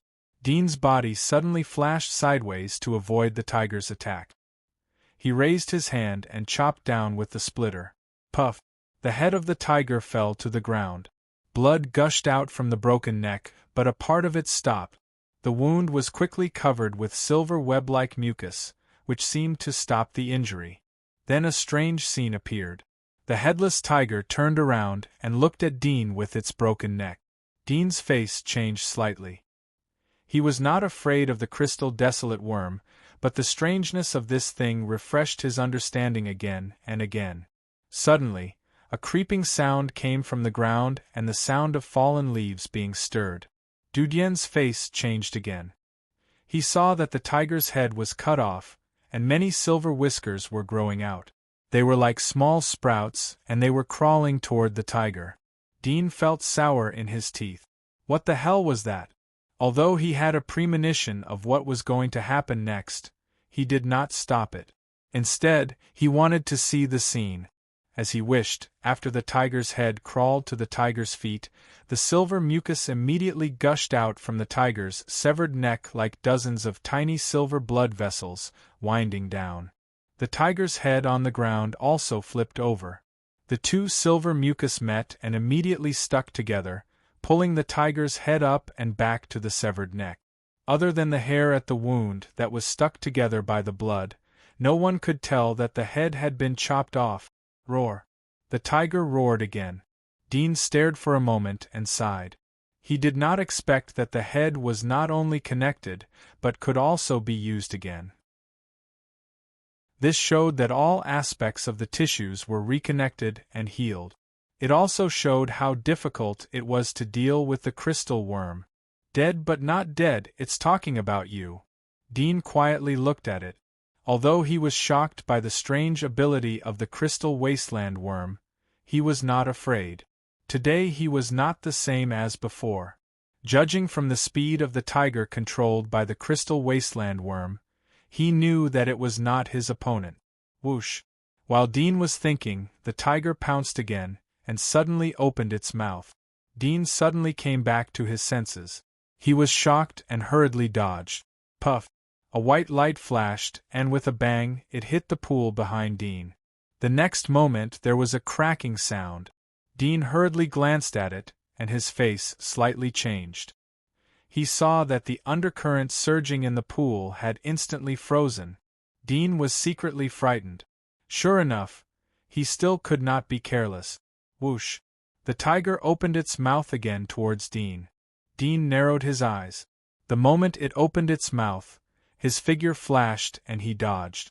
Although the tiger could still use the crystal wasteland worm's moves, the power was not reduced, but the speed was a lot slower. After Dean noticed this, he quickly approached the tiger while dodging for the second time. He swung his sword and cut horizontally. The tiger wanted to jump away to escape, but its speed was too slow. In Dean's eyes it was like slow motion. Puff! The saber cut horizontally from the tiger's nose to its waist. It could be said that the tiger's body was cut into two. With the sharpness of the sword, it should be easy to cut, but after being controlled by the crystal worm, the strength of the tiger's bones and the toughness of its internal organs had multiplied, so the sword could not directly cut the tail. Dean looked at the white whiskers wriggling on the wound. His face was slightly cold. He suddenly raised the ice claws and waved them down from the tiger's back. Bang! The ground shook and the tiger lay on the ground. There was a huge pit under its body. Dean pulled out his sword and cut 3 times in a row. The tiger's body was immediately cut into several pieces. Dean split its head into several pieces and coldly looked at the dismembered body on the ground. Although the crystal worm controlled the tiger and broke out a strong fighting power, the tiger's foundation was relatively weak. Although the bones and internal organs were strengthened, it could not support the eruption of too high a power. It was barely at the level of inner desolate level. Even if Dean had the same strength as before, he could easily dismember its body. However, to be able to raise an ordinary mutant creature to the level of inner desolate level in a short time was quite terrifying. Dean looked at the broken body on the ground and frowned slightly. He jumped to the side and quickly split a few trees. Then he took out a match, peeled the bark and ignited it. The leaves and bark quickly burned. Dean used the firewood to surround the broken corpses on the ground. Soon, white foam emerged from the corpses closest to the fire, but if you looked closely, you would find that it was a strand of silver wire. The next moment, these silver wires crawled out of the corpses and gathered in the center of the fire ring. It was too difficult to move the body, but the speed of the silver wires was very fast, like a very small snake. Dean saw the dense silver wires drilled out of the body and gathered in the largest body in the center of the flame. He chuckled and sprinkled a handful of leaves on the tiger's back. Then he popped out a match and ignited the leaves. The tiger's hair was the first to burn, and then the whole body was burning. Squeak! Dean heard a harsh scream from the flame. He could not help but raise his eyebrows. He did not expect that this thing could make a sound. This vitality could no longer be described with the word tenacious. When the flame extinguished, Dean saw a pool of silver mucus curled up under the burnt body. The silver mucus and the burnt body formed a sharp contrast. Dean used the sword to move the body and put the silver mucus into a jar. At this moment, the area of the silver mucus had shrunk greatly. It was less than 1/3 of the previous size. Nevertheless, it was still as big as a football. Dean put it in a jar, set up a fire rack next to it, and put the jar on top of it. This crystal worm should be called ice worm now. According to the records of the temple, its vitality was extremely tenacious and terrifying. It was very difficult to kill it. Dismembering, suffocation, burying and other methods were all ineffective. But there was only one way to kill it, and that was to burn it. Ice worm was afraid of fire. Even if the temperature of the flame was average, it was not willing to get close to it. Even if it was a flame of average temperature, it would cause greater damage to it. The first step to absorb the ice worm was to kill it. Dean thought that it would be dying after being sealed in the jar for so long. But the scene just now was a slap in the face. This thing was still alive, and he could only burn it with fire. As the flames grew stronger and stronger, ear-piercing screams came from the jars hanging on the racks. Moreover, it wasn't just one scream, but countless screams. It was as if there were countless babies and children hiding in the jars, screaming in pain. After a while, the sound gradually weakened. Dean continued to add firewood, and the jar was still burning. A few hours later, Dean chopped a few trees nearby, chopped them into firewood and added them to the fire, but there was no change in the jar. There were no screams and no movement. On the way, Dean tried to touch the jar, and to his surprise, the jar turned out to be cold. It had been burning on the fire for so long, but the jar was cold. One must know that the jar was made of metal. It had excellent heat transfer. Even if it was burned for half a minute, it would be extremely hot, let alone a few hours. No wonder there are no bubbles in it. I was wondering why it didn't boil. Dean muttered and continued to add firewood. This thing wouldn't die so easily. It just showed that this thing was rare and rare. The fire lasted for a whole day. Dean was still burning firewood as the sun went down. Fortunately, he was surrounded by woods. There was no shortage of trees. Moreover, he only burned 7 or 8 trees for a whole day. Dean looked at the sky, which was gradually turning yellow. He looked up and saw the sunset. He didn't expect that time would pass so fast. He reached out and touched the jar. It was still cold, but not as cold as before. Dean sighed in his heart. He continued to add firewood to make the fire more vigorous. At around 12 o'clock in the evening, Dean paid close attention to the metal jar on the fire. After so long, the jar was somewhat warm. Who would have thought that the extreme ice worm, which was afraid to even touch a match, would be able to endure for so long when it was roasted over a fire? After another 2 hours, bubbles slowly appeared in the jar. There were signs of boiling. Dean was excited and continued to add firewood. The night passed. By the dawn of the next day, the jar was completely boiling. However, the boiling bubbles did not splash around. Instead, they were sticky and undulating in the jar. Dean continued to add firewood until noon. The mucus in the jar also boiled until noon. Then it shrank again. Only half the volume of a football was left. Dean waited for the firewood to extinguish. He put the hot jar on the ground.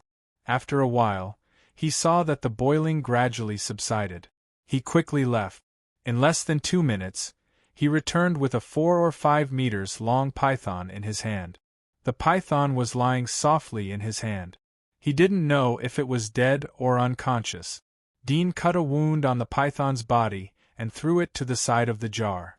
He waited quietly. After 2 hours, the metal jar was completely cooled down.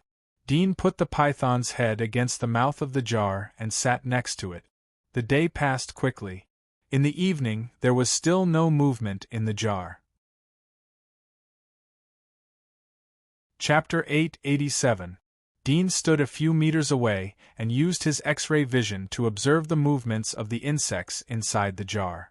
The 3 worms that had sunk into the mucus were struggling violently, and not long after, they slowly suffocated to death. The last worm crawled to the side of the can. Its body was very light, as if it could walk on water, and the mucus was like walking on flat ground. However, it seemed to be very panicked. After crawling to the side of the can, it kept climbing up, but the inside of the metal can was very smooth. Every time it climbed a few centimeters, it would slide down. However, it repeated several times, but the insect was still persevering. If not for the silver mucus, just looking at this little worm alone would have been an inspirational story. After 10 minutes, the insect was finally exhausted and resigned to its fate. It lay on the inside of the metal jar and was unable to move. Its legs were lifted from time to time as it wanted to climb up, but it seemed to be powerless. Dean stared at the silver mucus. The reason why he looked for the serpent and the insects was to verify whether the silver mucus was still alive or not.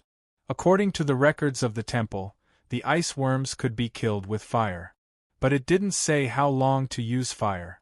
It was probably because the temperature of different flames was different. So there was no detailed record. But it said that the ice worm would melt into liquid after being burned. If there was no reaction, then it would be completely dead. That's why he looked for the serpent and the insects. However, he had already suffered from the flesh and blood of the origami. This time, he did not dare to believe what was written in the book. Perhaps the extreme ice worm was not completely dead. It was just that it was too heavily injured to fight. Dean planned to observe it for a few more days to be on the safe side. In the blink of an eye, Dean stayed in the woods for 3 days. He looked for all kinds of beasts and poisonous insects. He threw them to the side of the metal jar to test its reaction, but there was still no reaction. Dean tried to scoop out a small part of the liquid and knocked out a cheetah. He took the blood from its neck and dripped it on the liquid. The blood flowed onto the silver mucus, but it was like it flowed onto glass. Dean continued to observe for a while. He was relieved to see that the silver mucus didn't even absorb fresh blood. He knew that once bitten, twice shy. In fact, through his X-ray vision, he saw that there was no change in the internal structure of the silver mucus. It was obvious that it was completely dead. Dean scooped out part of the mucus and poured it into the metal jar. The mucus concentration was high. Although the blood of the cheetah was sprinkled on it, it didn't mix with the mucus. Dean took out the syringe and other auxiliary tools. The process of absorbing the ice worm wasn't cumbersome. It was similar to upgrading the magic marks.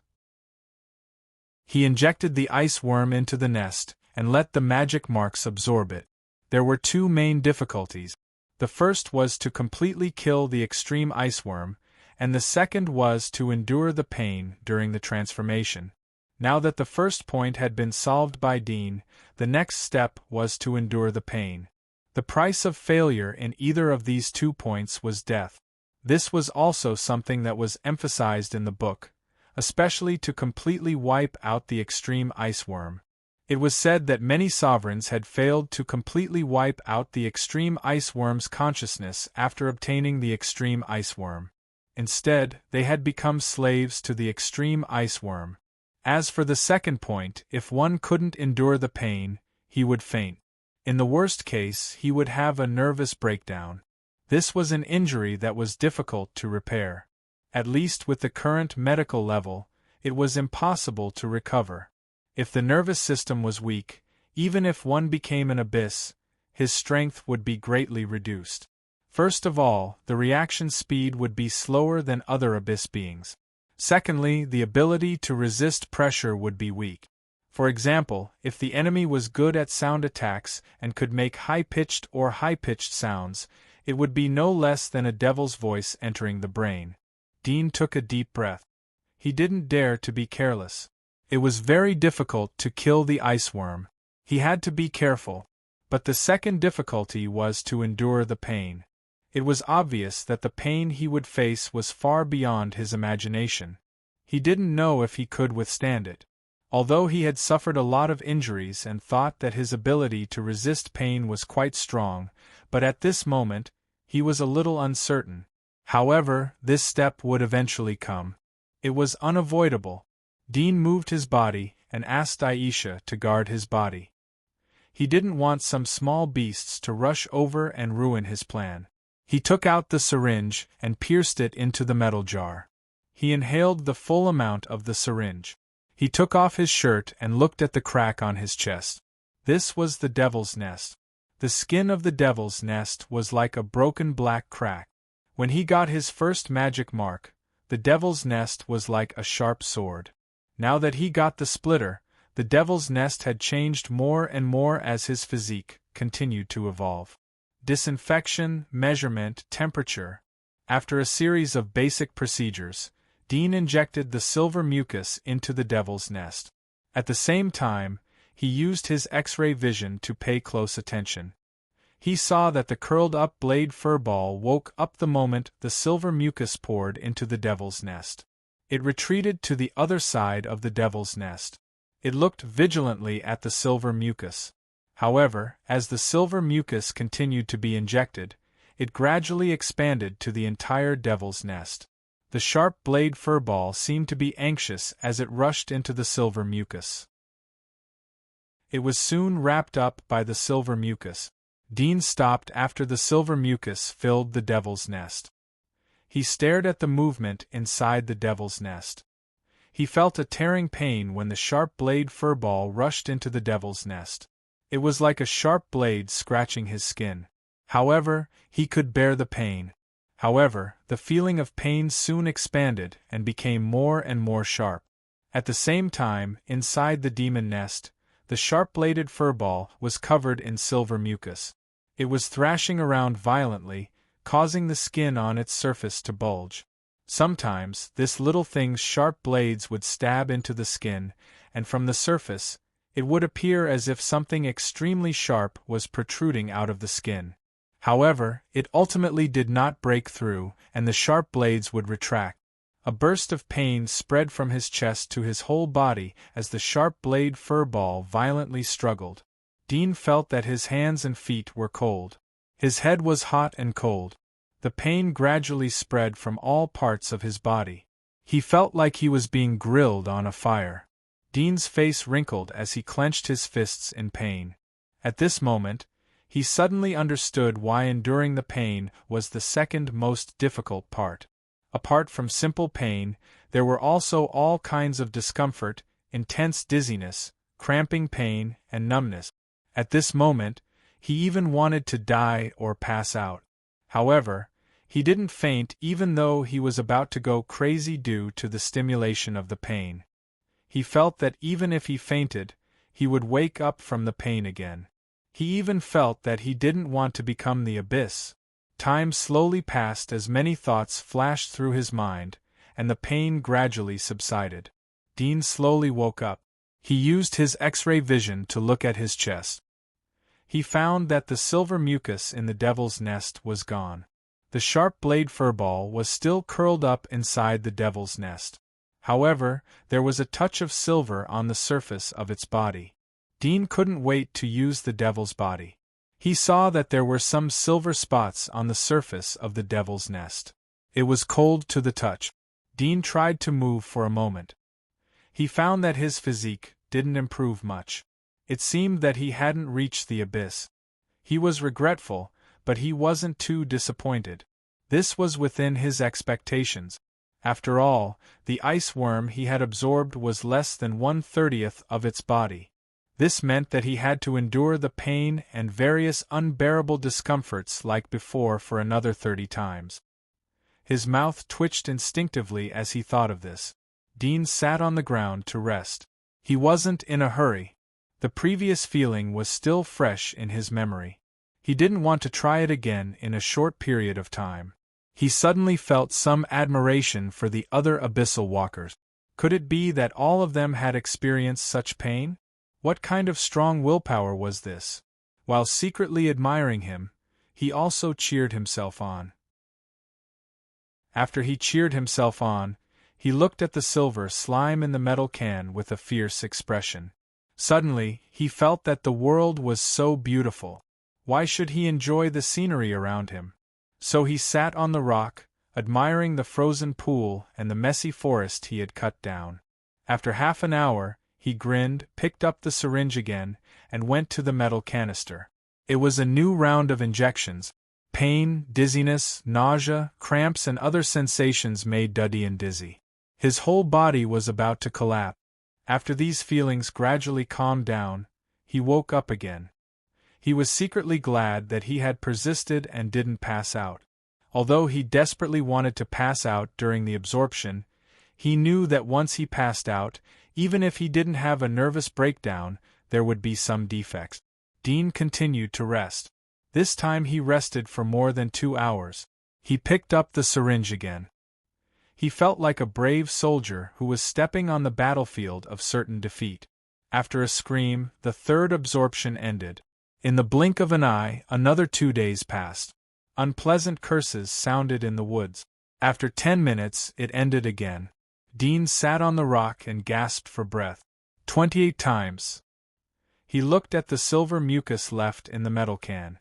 He felt relieved that it would end after 3 or 4 more injections. As the absorption increased, his resistance to pain became stronger. He didn't know if he was numb to the pain or if his physical fitness had improved. Recalling the experience of the past 2 days and the pain of the first absorption, he suddenly felt a lot more relaxed. He secretly rejoiced that the bitterness he had suffered in Thornflower Prison was not in vain. If he hadn't experienced too much pain before, maybe he would have passed out or even completely collapsed after the first absorption. After all, he was too young compared to other abyss walkers. The age of the other abyss walkers was obvious. As they grew older, their sensory nerves became more resilient, and their resistance to pain was also stronger. Moreover, they had experienced more battles. The more battles they fought, the more injuries they suffered. Their resistance to pain was far stronger than ordinary people. If it were not for the torture in Thornflower Prison, he would probably have collapsed the first time he absorbed it. After all, he didn't have many battles. Most of the time, he was fighting with people inside the giant wall.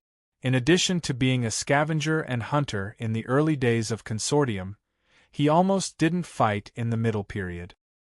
He silently thanked the treatment in Thornflower Prison. There was a trace of nostalgia in his heart. He suddenly felt that life at that time wasn't as bad as he had imagined. It was just a little bitter. Thinking of this, He laughed at himself and shook his head. It was probably a long time ago that he couldn't remember clearly. People always felt that the pain of the past was nothing. The pain of the present was the most difficult.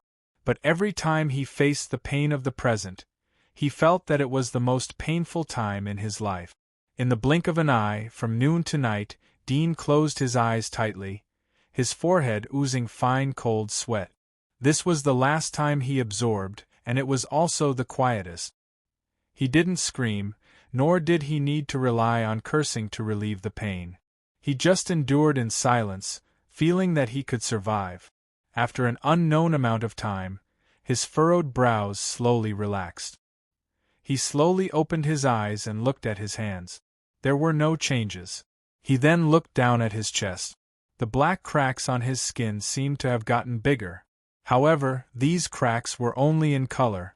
They were not real cracks on his skin. He used his X-ray vision to see that the silver mucus in the devil's nest had disappeared. The sharp-blade furry ball had turned into a sea urchin-shaped ball. But it was slightly different compared to a sea urchin. It wasn't the first time that Dean had seen such a change in shape. As the number of absorption of the ice worm increased, the shape of the sharp-blade furry ball also changed a little. He didn't feel that there was anything wrong with it. But if the sharp-blade furry ball suddenly changed into this shape, then the difference would be very obvious. Is it over? There was a trace of doubt in Dean's eyes. The ice worm had finished absorbing, but there seemed to be no movement. In the past, he could feel the obvious burning sensation when his physique improved. But this time it seemed that he didn't feel anything. It was very dull. He didn't continue to watch. Instead, he jumped into the woods and tried to punch and kick. This time, Dean was shocked again. The change was too big. This feeling was similar to the last time when the basic values of his body had increased by 4 or 5 times. He could move more than 10 meters with a light movement. At the same time, Dean was excited. Hard work pays off. He succeeded. He couldn't wait to stimulate the power of the magic marks. The sword melted and covered his whole body. He entered the demonic body state. His demonic body had changed greatly when he was in different stages, such as Hunter and Limitless, Pioneer and Dominator. For example, when he was a Limitless, his demonic body was covered with white bones. But when he was a Pioneer, his whole body grew sharp blades. When he was a Dominator, the number of sharp blades increased and many parts of the carapace had changed. Therefore, to verify whether he had broken through to the abyss or not, he would know by looking at the demonic body. When the demonic body was stimulated, Dean suddenly felt a heat flow through his body. This feeling was like his hands and feet were filled with abundant power. It was indescribably wonderful, but this wonderful feeling was soon replaced by shock and ecstasy. Chapter 888. Dudian felt an unprecedented sense of power as the demonic body covered his body. He didn't even have time to look at his hands and feet as the pictures he wanted to see appeared in his sight. It was a very mysterious feeling. It was as if his consciousness was above his body and overlooking everything. He could see everything at a glance. At the same time, Dudian immediately knew that his vision had further expanded.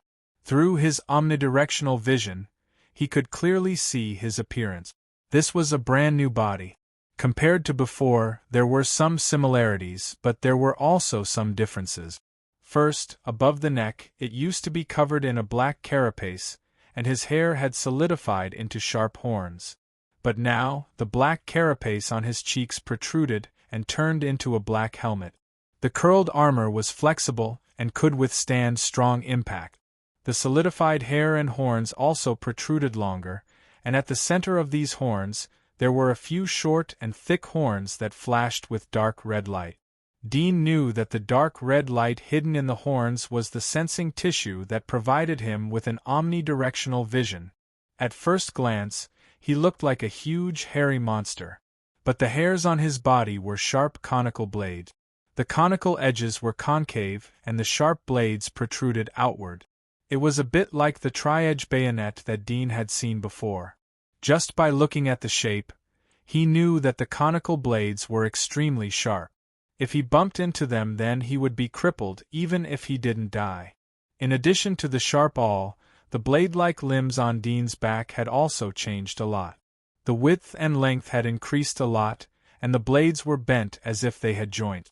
Dean tried to wave them twice, and they were abnormally flexible. "I've evolved." Dean was pleasantly surprised, but he couldn't help but feel unbelievable. He didn't feel much when he injected the worm's mucus. But after he stimulated the devil's body, there were earth-shaking changes.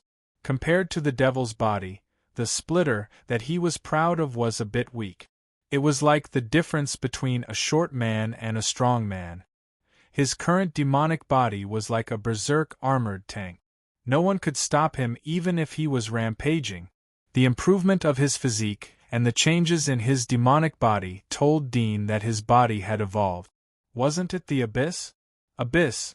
He was at the level of the giant wall's lord. He was a real big shot in this world. To be able to cross the abyss without the protection of the giant wall, it was not restricted by the region.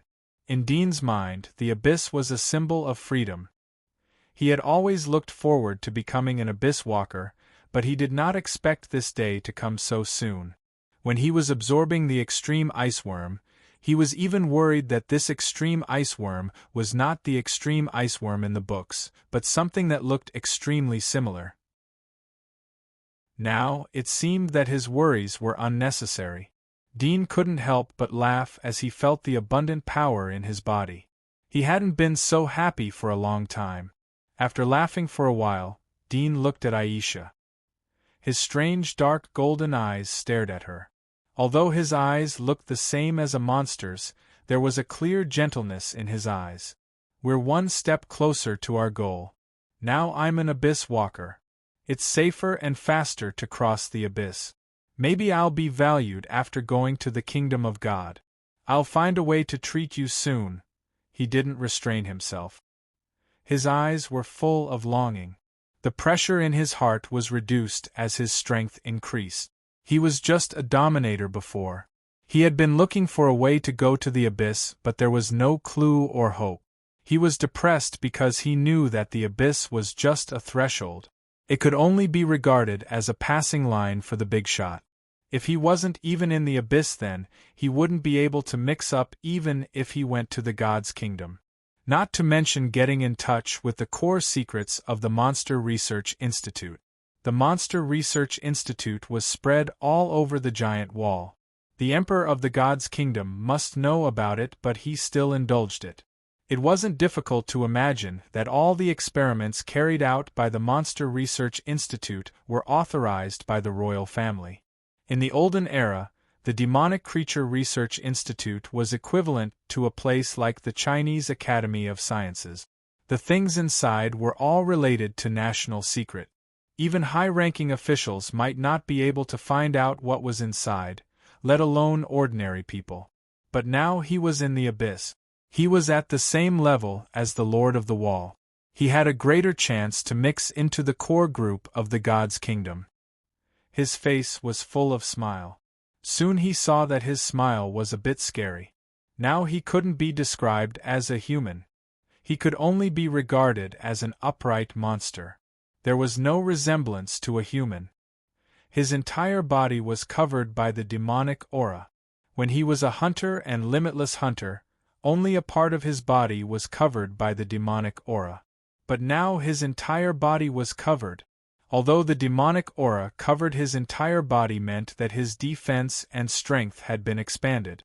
But from the appearance, there was no trace of a human shadow. His eyes were dark gold. His pupils were the size of a thumb. But with his current height, it didn't seem to protrude. There was a black horn on the bridge of his nose. His ears were covered with a black cuticle. Only a small ear hole could be seen. Dean raised his hand and touched it. His fingers were like sharp blades. It wouldn't be an exaggeration to say that they were claws. Moreover, the 5 sharp fingers were extremely long.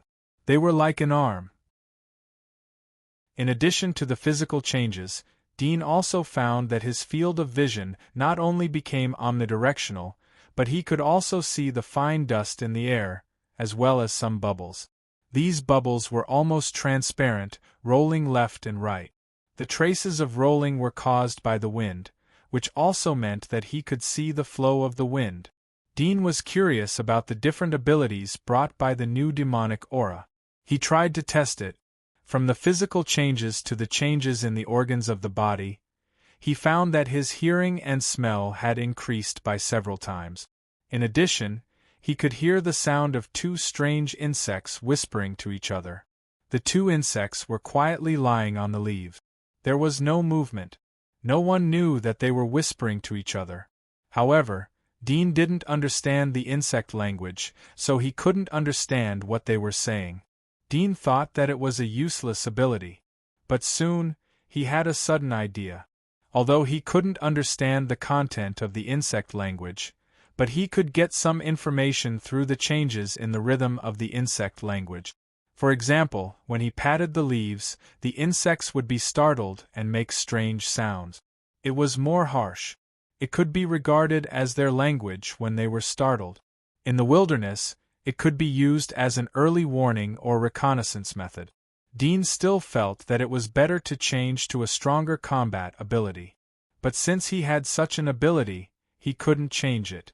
He could only think of ways to make better use of it. The X-ray ability is still there. I can capture heat and night vision. Dean found that although the changes in the demonic aura were great, there weren't many new abilities. He didn't know whether he didn't find the right environment or method to stimulate the new abilities, or the new abilities were attached to the attack. For example, the hardness of the sharp awl on his body was strengthened or the sharpness was improved. After thinking about it, Dean felt that it would be better to test his abilities on the monsters he met along the way. There were all kinds of monsters, so it was convenient for him to test the changes in his abilities. Dean immediately thought of Lozic. It wasn't that he had feelings for Lozic, but he was thinking about the conversation he had with the other people last night. The banquet was related to the abyss and the ice worm. Although he didn't know whether those people deliberately released the news, but it seemed that he wouldn't lose anything. After all, he was also an abyss. Although there were 3 abyss monsters in the giant wall, but he felt that they wouldn't attack him at the same time. If he met one of them alone, then they wouldn't fight him because they knew his identity. Chapter 889. After packing up the backpack and metal cans, Dean took Aisha back to King City. With the golden ticket given by Razik, it didn't take much effort to enter the city. After secretly handing over the golden ticket, they smoothly passed the interrogation. They didn't even need to show their ID. Dean had been away for almost a week. He didn't know whether the banquet had started or not. But when he entered the city with Razik, he heard him mention that the banquet would take a long time, and they could wait for the devil mark to be approved. So, the banquet shouldn't have started yet. Dean called a carriage on the roadside. Dean told the coachman the location, and the coachman immediately drove the carriage to the hotel. After more than an hour, the carriage arrived. Dean glanced at the streets along the way. He found that the King City was really big and prosperous. It was even better than Sylvia's King City. As they approached the hotel, Dean glanced around and was relieved. Razik and the others were there. It seemed that the banquet hadn't started yet. Dean got off the carriage, handed over the golden ticket, and pulled Aisha to the hotel. The coachman was stunned as he looked at the golden ticket in his hand. The money was enough for him to pull the carriage for half a year. He was about to tell Dean that he couldn't afford it, but he saw Dean's back was already far away. He looked up and suddenly came to his senses. The words that rushed to his mouth also stopped. He pretended to be stupid for a while. Seeing that Dean didn't turn back to ask for money, he immediately drove the carriage away. Not long after Dean entered the hotel, Razik and 2 others rushed over. They saw Dean drinking tea in the lounge next to the hotel lobby. They were stunned for a moment, and then quickly went to Dean and said, "Mr. Dean, where have you been these days? Dean glanced at him. He knew that the two pioneers behind Rozek had noticed him, so they informed him to come over. He said, "It's a private matter. I don't need to tell you, right?"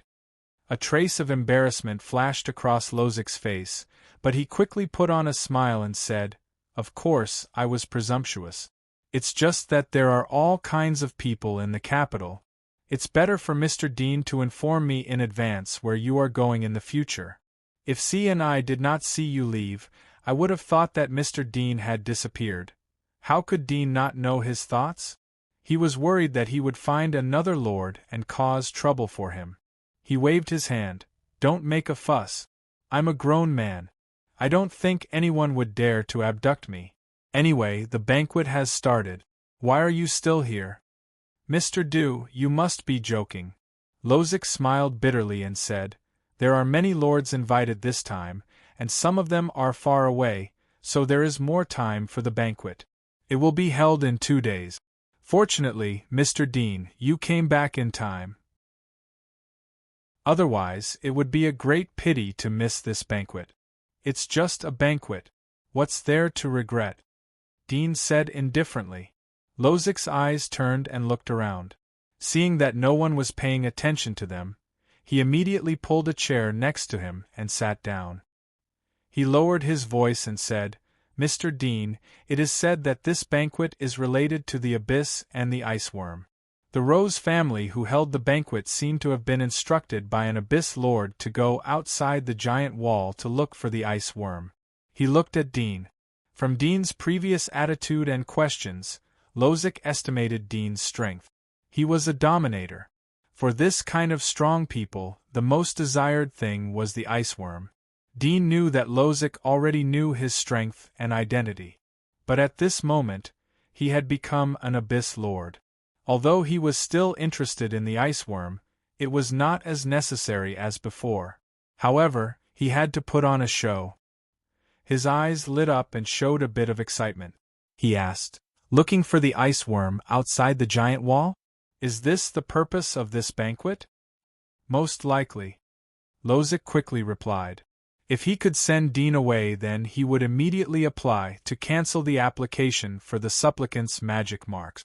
Although he would have to pay 1/3 of the cost, and the temple would have to take a heavy line in the credit column, but at least he would be able to recover 2/3 of his wealth. He wouldn't go bankrupt. Dean looked at Lozik and pondered for a little.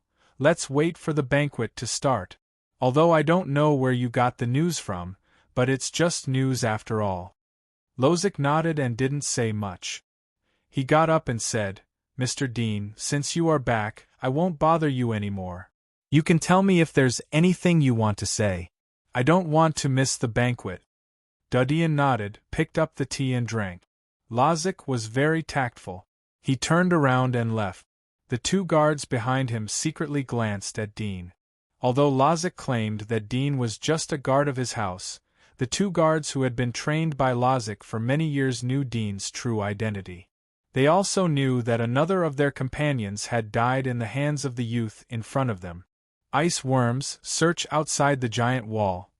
Dean didn't pay attention to the surrounding eyes. He was immersed in his thoughts as he looked at the scenery outside the hotel. He felt that this banquet was a trap. Otherwise the content of the banquet wouldn't have spread out so quickly. Even Lozik knew about it. Most of the other lords were aware of it. Even the other lords who weren't invited received the news. This kind of information that flowed in the dark sometimes spread faster and more widely than the news that was publicized. However, Dean didn't think that there was a conspiracy. Could this banquet turn into a hangmen banquet? He didn't believe that so many lords would be killed in the capital city. If that was the case, the territories controlled by these lords would be in chaos. The capital city certainly didn't want to see such a situation, unless the person in charge of the capital city was a cruel and muddle-headed wall lord. Dean carefully thought about it and felt that it wasn't impossible.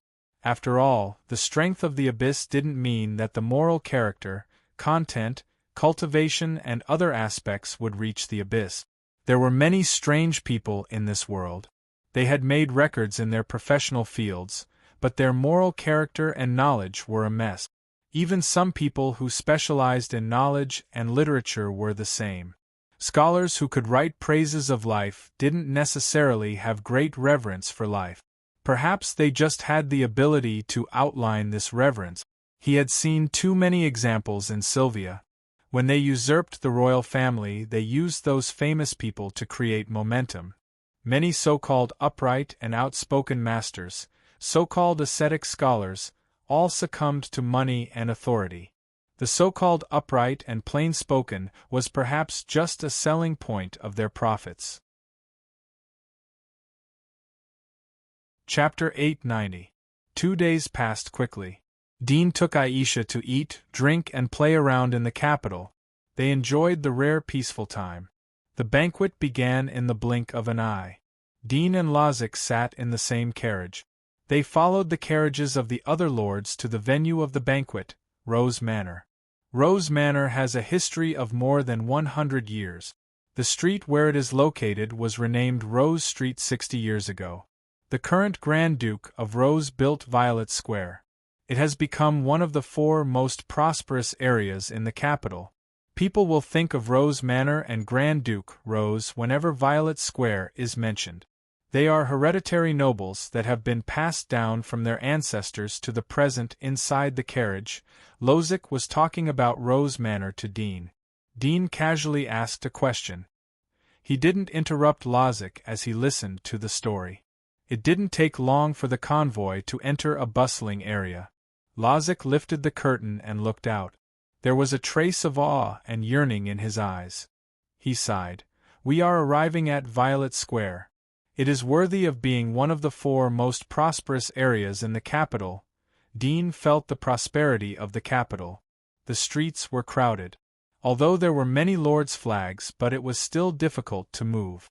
There were several teams of knights who came to maintain order. Lozic whispered as he looked at the team of knights. "They are the squires of Grand Duke Rose." Dean glanced at the knight and remembered the emblem on his shoulder. It was in the shape of a rose. It matched the title of the lord. After half an hour, the convoy finally arrived in front of an empty street. There weren't many people on this street. Most of the passers-by would take a detour when they got close to this place. Most of them looked at this place with awe in their eyes. Dean lifted the curtain and immediately understood the difference between the Rose Lord and the other lords. The manor in front of their convoy was vast and boundless, like a green grassland.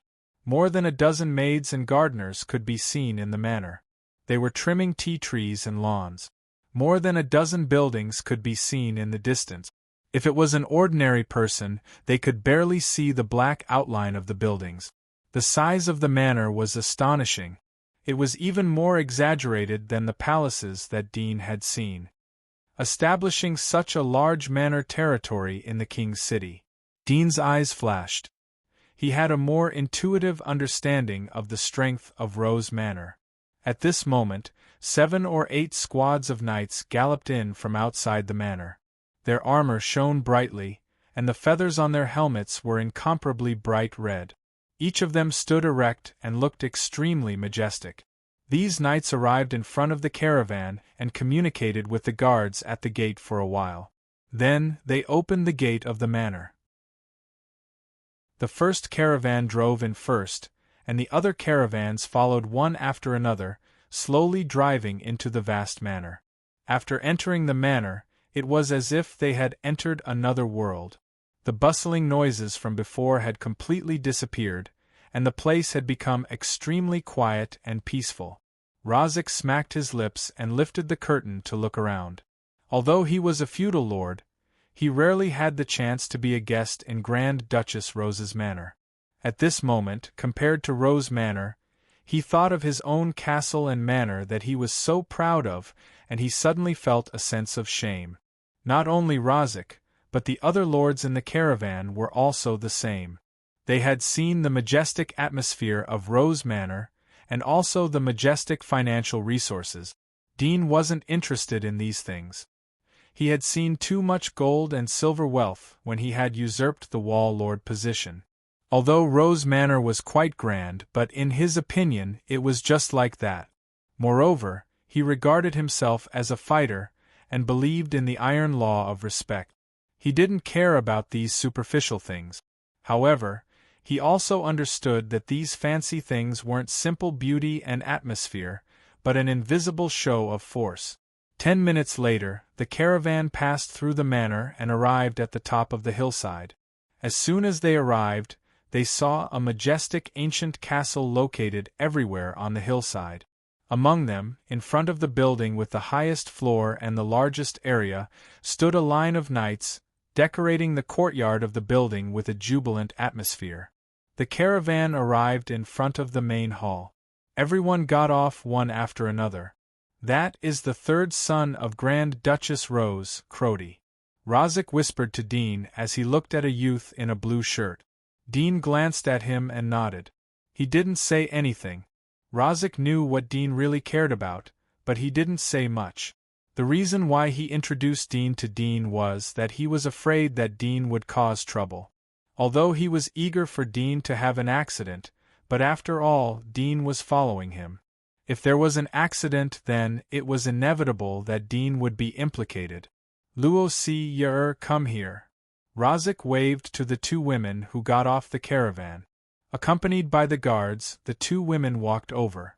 Luo Sini glanced at Dean, who was standing next to Rozek. There was a trace of dissatisfaction in her eyes, but she didn't show it. Although she liked to draw and play the piano, and didn't know much about territorial wars, she wasn't completely ignorant.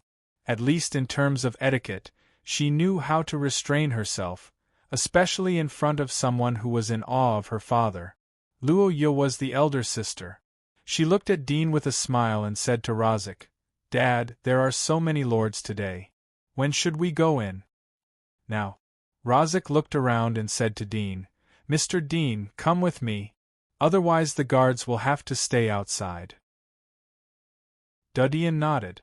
As the group walked toward the main hall, Crody waited for Rozek at the door and said warmly, "I've long heard of Lord Rozek's great name, and now that I've seen you in person, I can't help but admire your extraordinary bearing.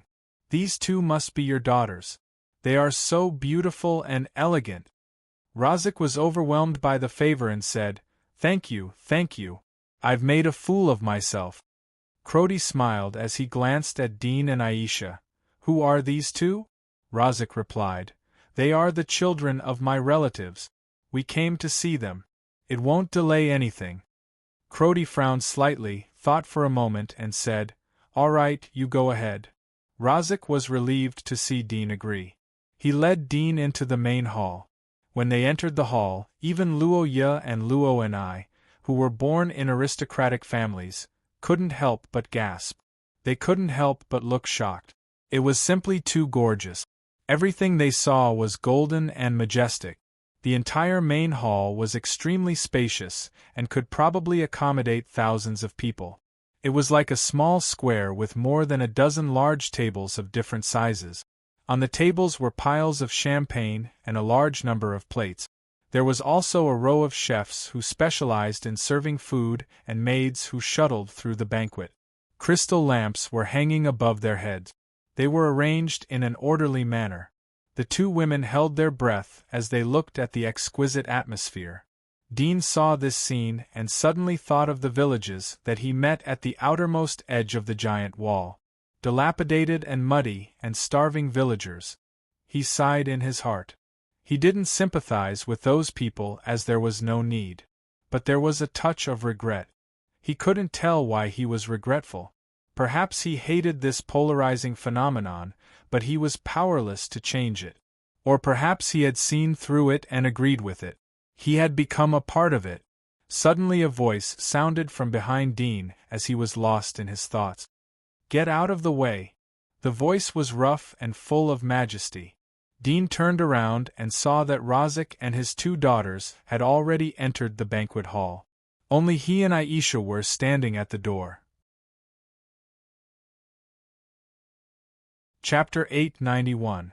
Dean suddenly remembered that many years ago, when he was still a scavenger, he attended a low-level aristocratic banquet held by the Melon Consortium. He was also scolded when he entered the door. Although he was full of anger at that time, he could only swallow his anger and retreat to the side. He didn't expect to encounter the same scene again after so many years. The difference was that he wasn't the scavenger who could be bullied by others. However, the same thing was that he had changed, but the world hadn't changed. "Which family are you from?" The one who spoke was a middle-aged man with a tall stature. He was dressed in elegant clothes. He had a square face and thick eyebrows which gave him a bit of majesty. Seeing that Dean didn't respond, he slightly frowned and spoke again. Dean calmly looked at him. He didn't say anything, nor did he want to kill. He just held Aisha's small hand and turned to walk into the main hall. "You!" The middle-aged man was sullen. He didn't expect to be ignored by a junior. He wanted to scold a few words, but Dean had already turned to leave. If he reprimanded again, he would inevitably have to raise his voice, which would be somewhat rude. He coldly snorted. "Some people nowadays are getting worse and worse. They don't respect their elders. What Vero said is right. The younger generation is getting more and more rude. Lord, don't be angry with these juniors. It's not worth it." Someone next to him persuaded. Good. Let's enter. The banquet is about to start." Several people immediately changed the topic to break the awkward atmosphere. Vero's cold face eased a bit, but in his heart he secretly remembered Dean's face. He had embarrassed him in public. After he inquired about Dean's identity, he would inevitably give him some color to see. It would be best if Dean's parents would personally send him to the door to apologize. Thinking of this, his expression quickly returned to normal. He lightly smiled. "Everyone, please come in. I don't know if Rose Lord is present. This main hall is really big. It's worthy of being the home of Rose Lord," someone next to him exclaimed. They entered together and were quickly attracted by the splendor of the main hall, as if nothing had happened. After entering the main hall, he picked up the champagne from the table and drank 2 mouthfuls. The taste was very good. Then he took some delicate snacks and went to the rest area to sit down. There were a few sofas around a table, just like a teapot surrounded by a few small tea tables. There were only 7 or 8 people sitting in the rest area. All of them seemed to be young people brought by their parents to play. On the other hand, their fathers were busy making friends at the banquet. This kind of aristocratic banquet was a place to socialize. It could expand one's social network and increase one's reputation. For aristocrats, other than resources, the most important thing was their reputation. If they were invited, they could at least say that they attended the banquet hosted by Rose Overlord. This would indirectly tell others that they had a close relationship with Rose Overlord. If anyone wanted to take advantage of them, they would have to think twice about the Rose Overlord behind them. Dean took the snacks and found an empty table to eat. While eating, he looked at the groups of aristocratic lords in the magnificent hall. His peripheral vision lingered on one of them, but he quickly moved away and continued to eat his snacks in boredom. "Hey, hello, is it convenient for me to sit here?" A handsome voice came from the side. Dean glanced up and saw a blond youth in his early 20s. He was very young and had a sunny smile. "It's not convenient." Dean retracted his gaze and faintly refused. The youth choked and was slightly stunned. He didn't expect such an answer from Dean. Most people would at least find a reason even if they didn't want to sit here. For example, someone would come here and so on. But Dean seemed to be too lazy to even find a reason. The corner of the youth's mouth slightly twitched, but he was still very self-restrained. He smiled and said, "This seat is empty. I'll sit and go." Then he pulled out a chair and sat down. His eyes quickly turned to Aisha. Although Aisha was wearing a veil, but the thin veil couldn't hide the outline of her cheeks. At first glance, it was obvious that she was a very beautiful woman. Moreover, this kind of hazy feeling made people curious and want to explore. "Is this your female companion?" The youth glanced at her and turned to ask Dean. There was a trace of expectation in his eyes. He hoped that Dean would answer no. If it was just a sister, then he might have some hope. When Dean heard the youth's words, the dull expression on his face suddenly converged, leaving only coldness. Get lost. The youth was dumbfounded. He looked at Dean as if he had seen a ghost. He was just asking. Even if it was your female companion, you shouldn't be so angry, right? The kind smile on his face quickly disappeared. He frowned. I was just asking. If I offended you, you can tell me.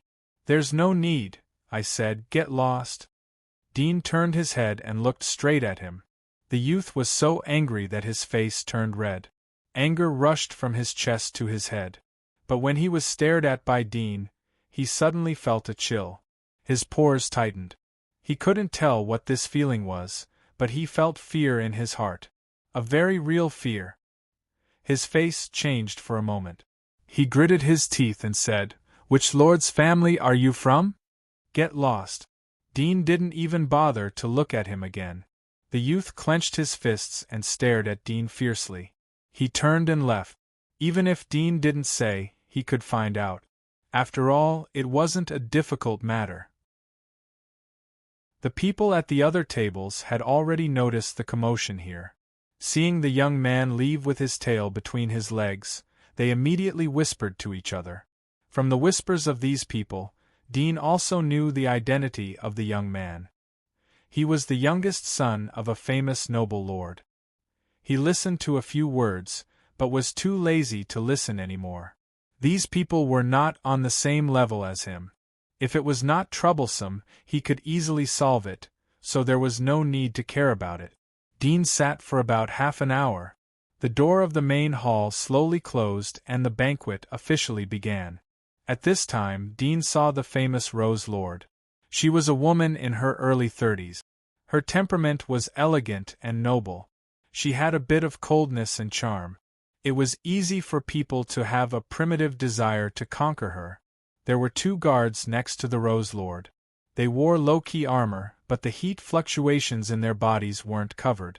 They were all dominators. Dean's eyes slightly narrowed. At the same time, he noticed that the 2 guards also glanced at him.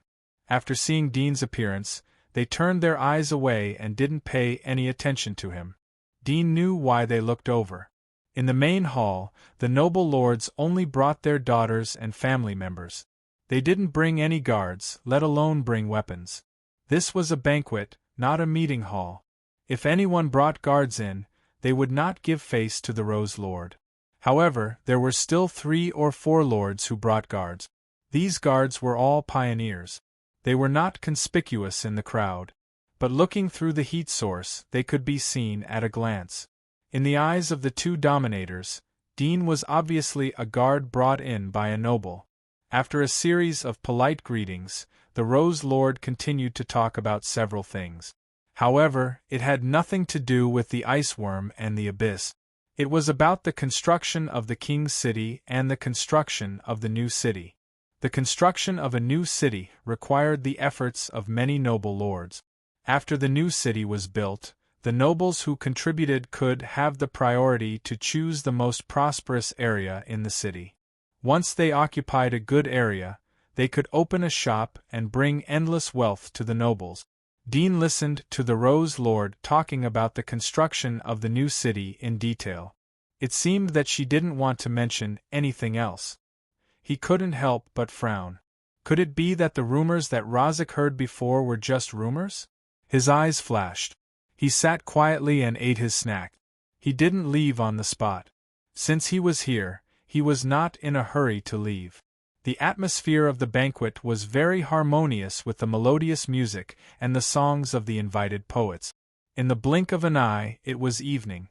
Razik suddenly came to Dean and whispered, "Mr. Dean, do you want to participate in the matter of the ice worm?" Dean raised his eyebrows. "How can I participate?" Razik looked at Dean's expression and knew what he meant.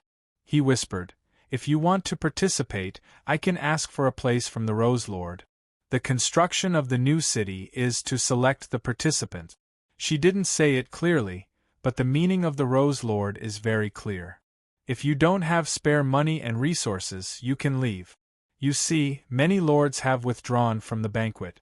Now the ones who are staying are those who want to participate. Dean looked up at him, and saw that he didn't seem to be lying. He looked at the Rose Lord who was chatting with several noble lords in the distance. He thought for a moment and said, "Okay, but I want to hear the specifics." Rozek was relieved in his heart, but on the surface he said, "That's natural.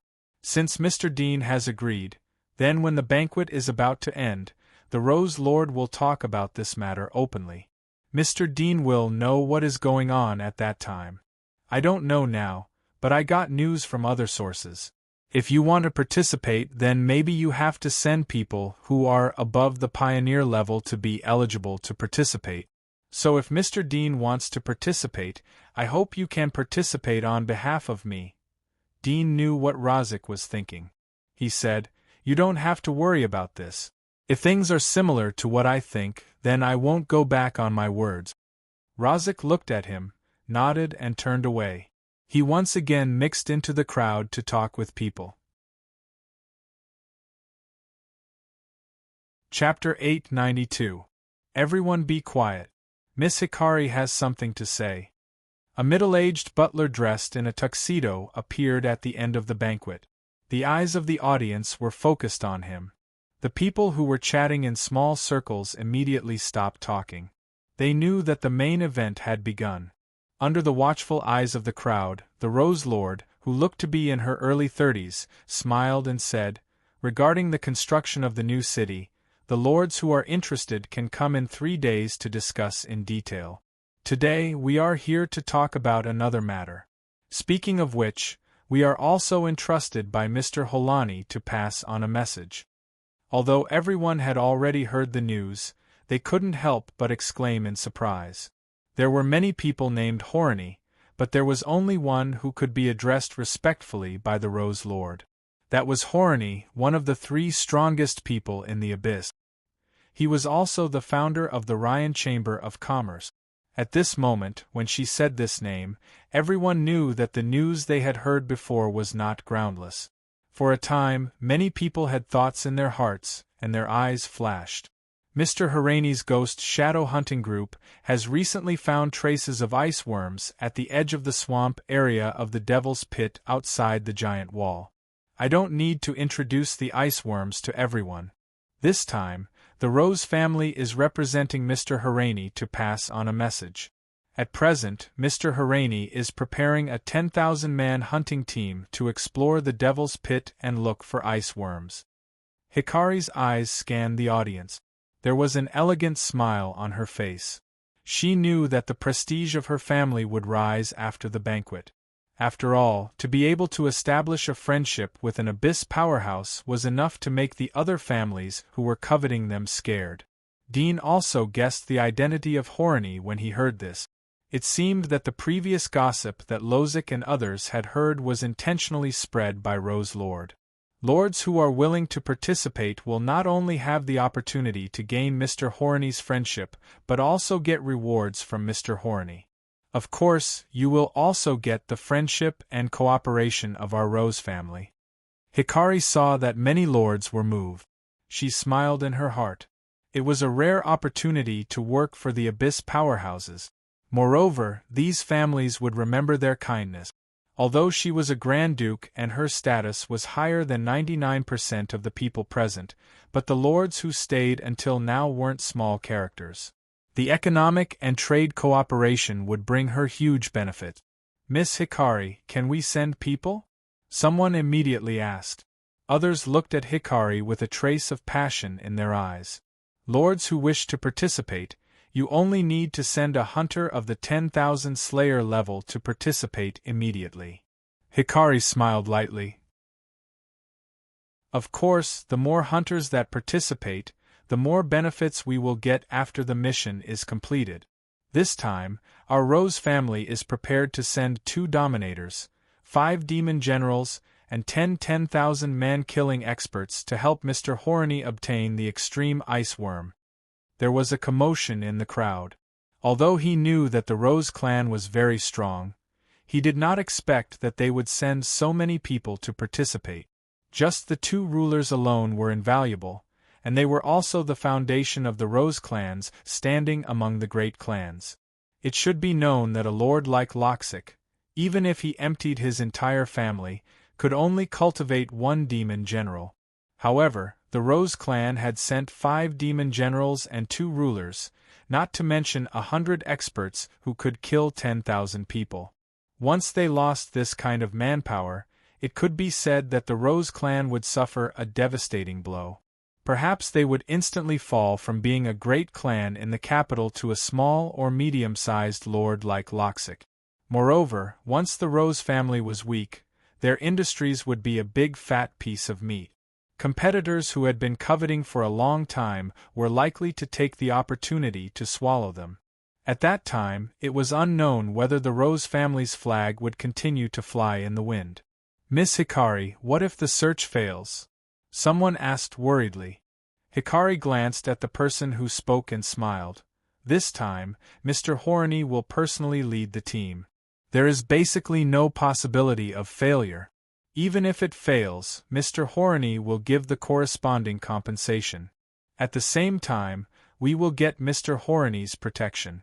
If it succeeds, the benefits will be even greater. I don't think I need to say more.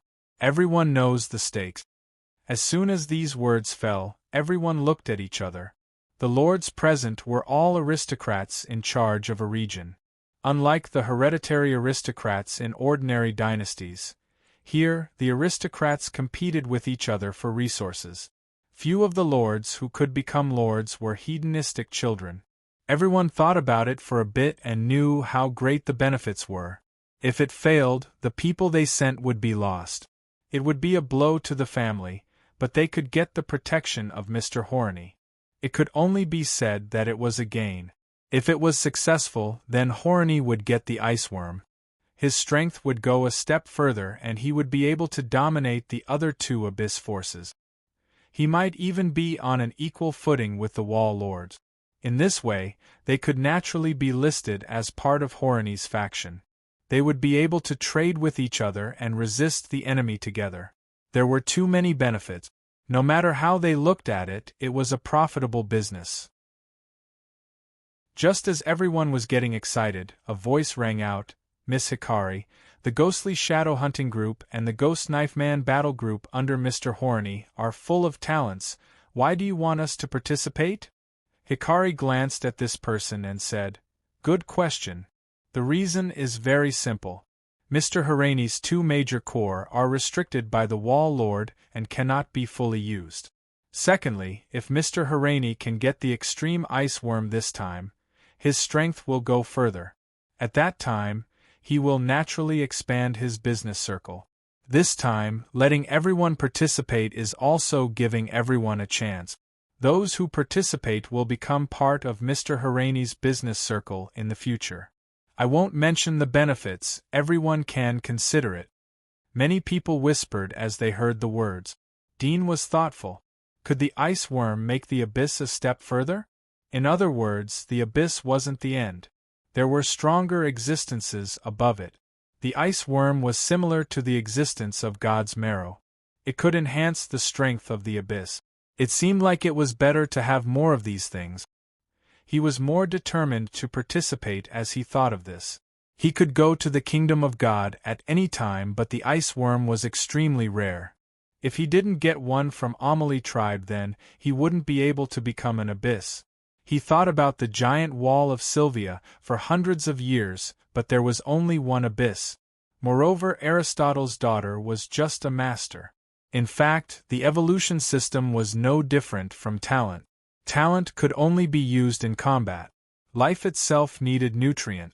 Even if it was a disabled or mentally retarded child, as long as they had magic marks and God's marrow, they could become a pioneer. However, even Aristotle couldn't make his daughter become the second abyss in the giant wall. It could be seen how difficult it was to deal with the ice worm. Aristotle would leave the giant wall for 5 years or 10 years.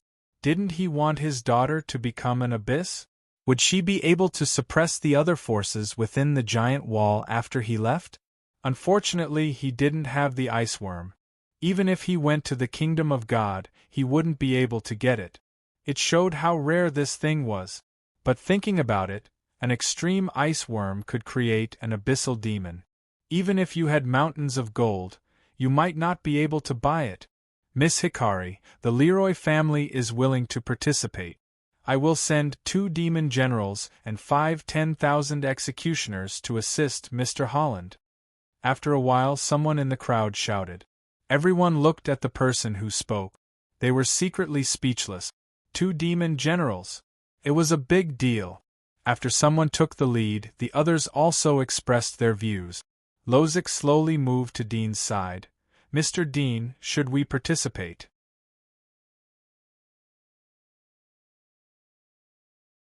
If you can get Horny's recognition or help him, then you may be able to get Horny recommendation in the future. There are many benefits. You shouldn't miss such a great opportunity. Everyone smiled in response. But in their hearts they were thinking, send the most elite men? What kind of place was the swamp magic pit? Although everyone hadn't left the giant wall, they had long heard about it. Even if they stepped into the abyss, they might encounter danger. This was the reason why some people chose to give up. If Horny also fell in the abyss, then the investment would obviously be a loss to his grandmother's house. Although the abyss was strong, but it wasn't invincible. Moreover, it was a place like the swamp. After Hikari finished talking about the exploration outside the giant wall, the banquet officially came to an end. Hikari invited all the people who participated to stay in the Rose Manor. As for those who withdrew, they went back to their homes to find their mothers. Dean and Lozic left together with other lords to stay in the Rose Manor. Most of the lords stayed because they wanted to take the opportunity to make friends with Grand Duke Rose. At the same time, they wanted to visit the Rose Manor. Or they wanted to meet some big shots here. In any case, many lords chose to stay. Dean returned to the room arranged by the butler assistant of the Rose Manor. He used his X-ray vision to observe the entire Rose Manor. It was a large area with many servants. Knights and squires were scattered around the manor like stars. Most of these knights and squires were hunters. There were several teams of about 100 people, all of them were limiters. There were more than 30 pioneers who were distributed around the manor. These people were obviously not all the forces of the Rose family. After all, the Rose Manor was only located in the king's city.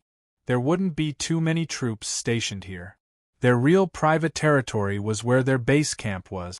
Even so, the number of masters here was enough to kill Lozic hundreds of times. Dean also saw 7 or 8 internal desolate level masters and 3 dominators among the pioneers. The Rose family had sent 2 dominators to lead the exploration. There was still 1 left. Moreover, there was likely to be another dominator in their private territory. From this point, it could be seen that the Rose family was one of the top few lords. In the past, Dean would have felt pressure. But now he didn't feel anything when he sensed the 3 dominators. Ever since he broke through to the abyss, his perception of the dominators had become very weak. Although he hadn't fought with other dominators, the power brought by the evolution had made him ignore the ordinary dominators. In his senses, not to mention 3 dominators, even if there was a 0 behind them, he might not be able to take it seriously. This didn't mean that he could easily defeat the joint attack of 30 dominators. If these dominators were all attack, perception, or defense types, he was sure that he could defeat them head-on. But if some of them were good at ambushes, sneak attacks, or poison, then even if he was in the abyss, he wouldn't be able to bear the consequences. The reason why he didn't care was that if there were 30 dominators, although he might not be able to fight them head-on, they might not be able to stop him if he wanted to leave. After figuring out the strength of the Rose Manor, Dean hugged Aisha to sleep. The next day, Dean took Aisha out of the Rose Manor. When he went out, he met Lozic. He greeted him and went shopping. Lozic smiled wryly when he saw Dean so leisurely. He only told him to come back early. "You're tuning in to the Phoenix Knights YouTube channel. Don't forget to subscribe and join us on this journey to catch the most captivating stories.